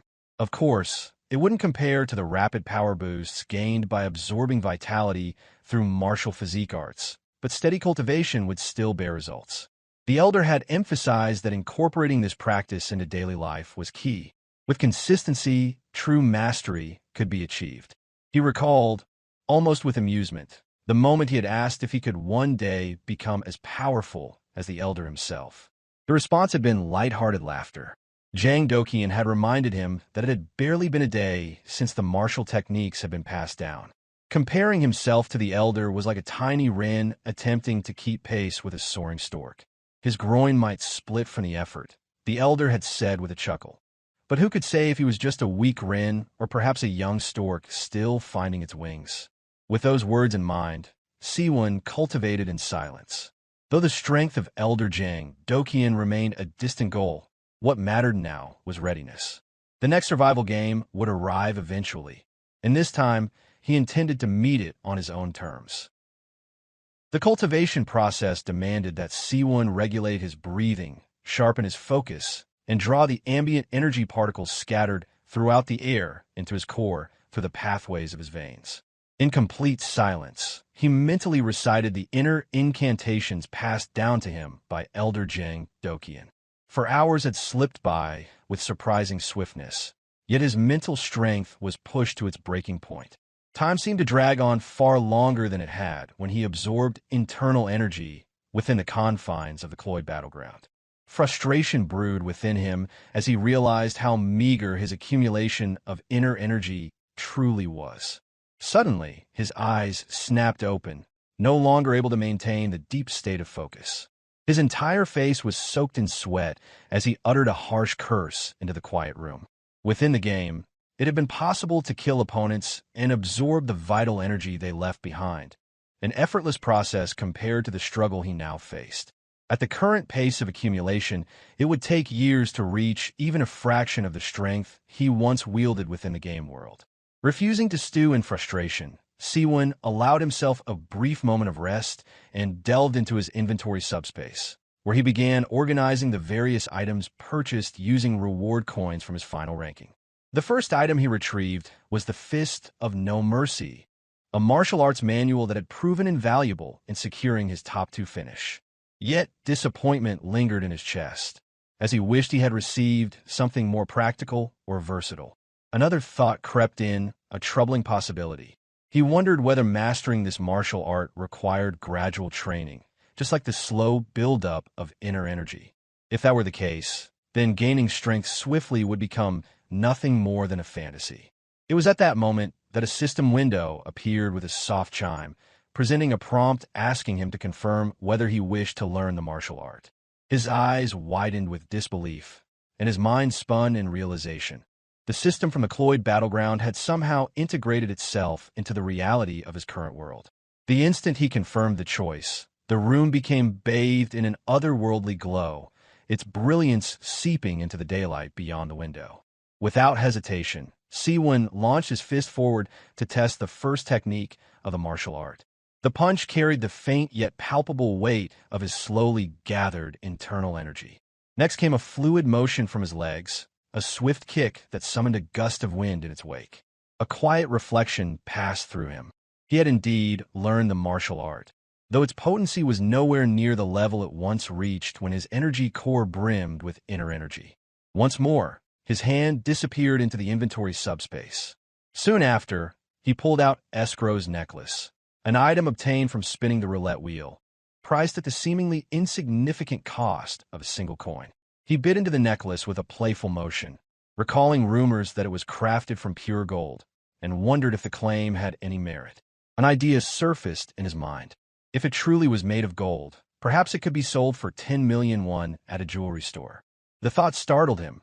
It had only cost a single coin. The realization struck with clarity. If 10 identical items could be brought into the real world, he might earn 100 million won. With that kind of money, financial concerns would vanish entirely. He then reached in again and brought out another item, refined troll's blood, which was priced at 2 coins. Considering its value further, he pondered how items that once held little use in the game could possess entirely different and significant worth in the real world. The refined troll's blood, on the other hand, was an item that bestowed a year of robust health upon whoever consumed it. Even the effect alone made it irresistible enough for Seowoon to buy it without hesitation. A thought crossed his mind. If such an item could be sold to terminally ill but wealthy individuals in the real world, they might be willing to pay any amount to obtain it. Cloyd Survival had entered his life unexpectedly, but it now appeared to be a golden opportunity to transform his future for the better. It was at that moment that his stomach growled. After a moment's reflection, he realized that he hadn't eaten properly in days within the game, surviving only on things like jerky. While cultivating, hunger had eluded his notice, but now it returned with full force. Seowoon stepped out of his apartment, musing over the idea of grabbing a proper meal. He soon found himself heading toward Grandma's restaurant, a small eatery near his residence that he had stumbled upon not long after moving in. Despite its humble exterior, the meals offered good value, and he had become a frequent diner there. Few places could provide a serving of fish, an array of side dishes, and a warm stew for just 5,000 won. After gnawing on tough jerky inside the game for so long, this was precisely what he had been craving. Tears streamed down from his eyes as he devoured the food, cherishing every grain of rice. Though only a short moment had passed in the real world, it had been weeks since he last tasted a proper hot meal. The grandma running the restaurant scolded him upon seeing the emotional reaction, calling him crazy for acting in such a frantic way. She reminded him that he had been there just the day before and warned him not to cry, lest he scare away his own good fortune. Snapping back to the present, Seowoon told her that the food was simply too delicious. She responded by chiding him to stop with the nonsense, finish the plate, and let her know if he needed more. It was then that Seowoon came to fully understand a crucial fact. The time he spent within the game did not reflect in the timeline of his reality. Before long, he finished the meal and offered sincere thanks to the elderly woman. On his way back to the apartment, his thoughts wandered again. He found himself wondering when the next round of the game might begin. If he wanted to secure a better starting point than last time, he needed to accumulate more internal energy while in his world. At that realization, another item he had acquired with reward coins came to mind. He reached into his inventory subspace and pulled out the Ring of Strength, slipping it onto his finger without delay. A question lingered in his mind. Would the stats from the game carry over into this world as well? In an instant, power surged through his limbs. The strength coursed through him in a vivid rush, unmistakable and undeniable. Of course, the desire to test that strength overtook him immediately. He bent low into a crouch and then launched himself skyward, soaring several stories into the air. Just moments before, he had been no different from any other person. Now, after a simple meal and donning a single ring, he felt like a superhuman. While suspended high above the ground, panic suddenly gripped him. The power flowing through him was overwhelming, for an even. Then, his legs made contact with the solid earth below. The depletion of internal energy left a lingering pain, yet the physical power he now possessed would undeniably offer him a stronger starting point in the next game. Only after landing did the reality of what he had done sink in. The reckless leap struck him with clarity, and he hoped fervently that no one had witnessed it. If someone had recorded the act and shared it publicly, the consequences would become a true inconvenience. It also became clear to Seowoon that if the ring's abilities were faithfully transferred from the battlefield, then the same principle likely applied to the other items as well. As he stepped back into his room, a passing thought returned. He had originally planned to accumulate inner energy until reaching the stage known as the minor heavenly cycle. With that goal in mind, his hand reached into the inventory subspace, retrieving the elixir he had purchased.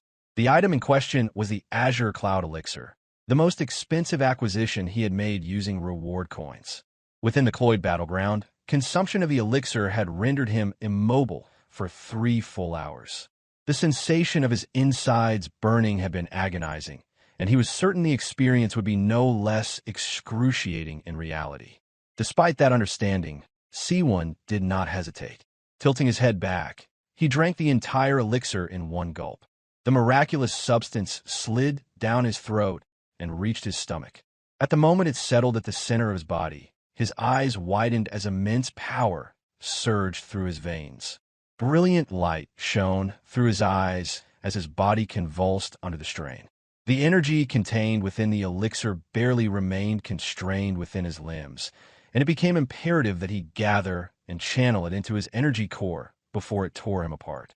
3 hours later, the room had heated to an intense degree, radiating a furnace-like warmth. One of his neighbors, an elderly woman, contacted the police and reported that the walls had grown alarmingly hot. She explained that she had attempted to knock on Seowoon's door, but the heat radiating from the surface was unbearable, and she could not even grip the doorknob. A police officer on the scene advised her that if the temperature was truly that extreme, it might be best to call the fire department. However, the old woman insisted there was no visible fire, just overwhelming heat. One of the officers tried to assure her that it might simply be a heating issue, suggesting the occupant had likely turned up the temperature too high. Still concerned, she pressed the matter, urging the officers to inspect the room directly. With little choice remaining, the police agreed to take a closer look. The first officer reached out to test the doorknob. Within moments, he recoiled, shouting in pain and cursing as the heat burned his hand. The elderly neighbor immediately chimed in, declaring the heat to be abnormal. Calling out loudly, the officer identified himself and his partner, announcing their presence and requesting entry due to a reported concern. His voice carried urgency as he called out again, asking the resident to open the door. Repeatedly, the request echoed through the hallway until finally the door swung open. Seowoon stood there, gripping the scalding doorknob with ease, unaffected by the searing temperature. Without delay, he asked who they were. One of the officers replied that they had come to investigate a potential fire following a civilian report. Struggling to form clear words, Seowoon offered an explanation, claiming that he was suffering from a mild fever. His cheeks glowed red, and beads of sweat drenched his face. He informed them that he had likely turned the heater a bit too high. Then he questioned why the police had arrived instead of the fire department if a fire had truly been suspected.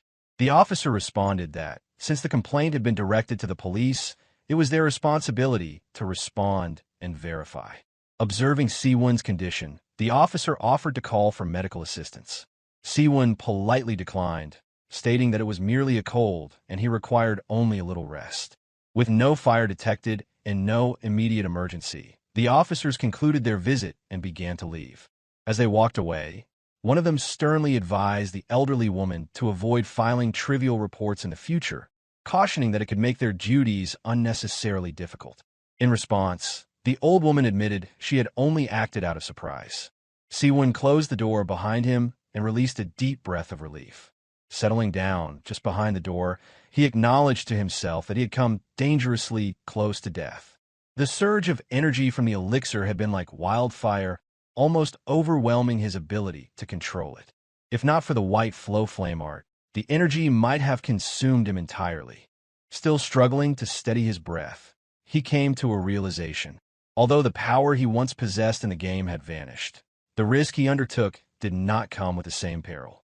Now that he had survived the process, the strength that flowed through him would remain, even if he were to be teleported in and out of the Cloyd battleground.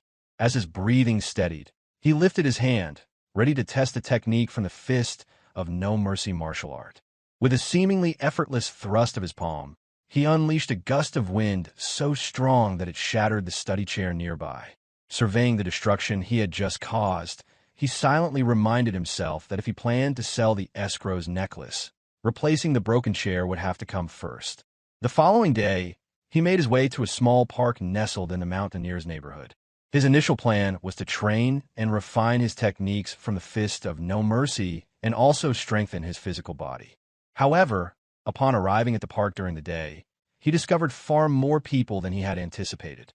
Their presence made focused training nearly impossible. After some consideration, he concluded that late evening sessions, after sunset, would be the only practical option for his training. It was then that something out of the ordinary caught his attention. A group of students in school uniforms came pouring into the park. Among them, a young female student approached the leading male in the group and mentioned that a senior wanted to meet him at the park. He responded dismissively, telling her to stay out of things that didn't concern her. At that moment, an elderly man from the neighborhood stepped forward and asked them to stop smoking in the public area. The old man scolded the student, pointing out that someone so young, especially a student, shouldn't be smoking. The male student brushed the elder off rudely, telling him to mind his own business. Unbothered, the elder remarked that there must have been some flaw in the young man's upbringing. The student's temper flared instantly, clearly provoked by the elder's words. From a short distance away, Seowoon watched the interaction unfold and sensed that the situation was about to take a dangerous turn. The male student raised his hand, intending to strike the old man. His voice rang out in fury, demanding to know if the elder had a death wish for speaking to him like that. Before the strike could land, a foot connected squarely with the side of the student's face. Seowoon had moved swiftly, intervening before harm could come to the old man. Though he had held back significantly, the power behind the kick was still enough to send the young man sprawling across the ground. Upon landing, Seowoon calmly reminded the group that no matter how disrespectful they might be, attacking an elder was something he would not tolerate. The rest of the students stood frozen, silently watching their friend, supposedly the strongest among them, reduced so easily by a single blow. Then, a deep voice broke the silence. Someone new arrived on the scene, referring to Seowoon as the shaggy-haired guy. Turning his head, Seowoon saw an enormous young man towering at least 2 or 3 heads above him. The stranger stated that it seemed they had never met before. The towering figure asked whether Seowoon intended to die by attacking one of his people. Despite the man's intimidating height and size, Seowoon felt no fear. Still, it became evident to him that the situation was growing increasingly complicated. Dealing with it, he thought, was going to be troublesome.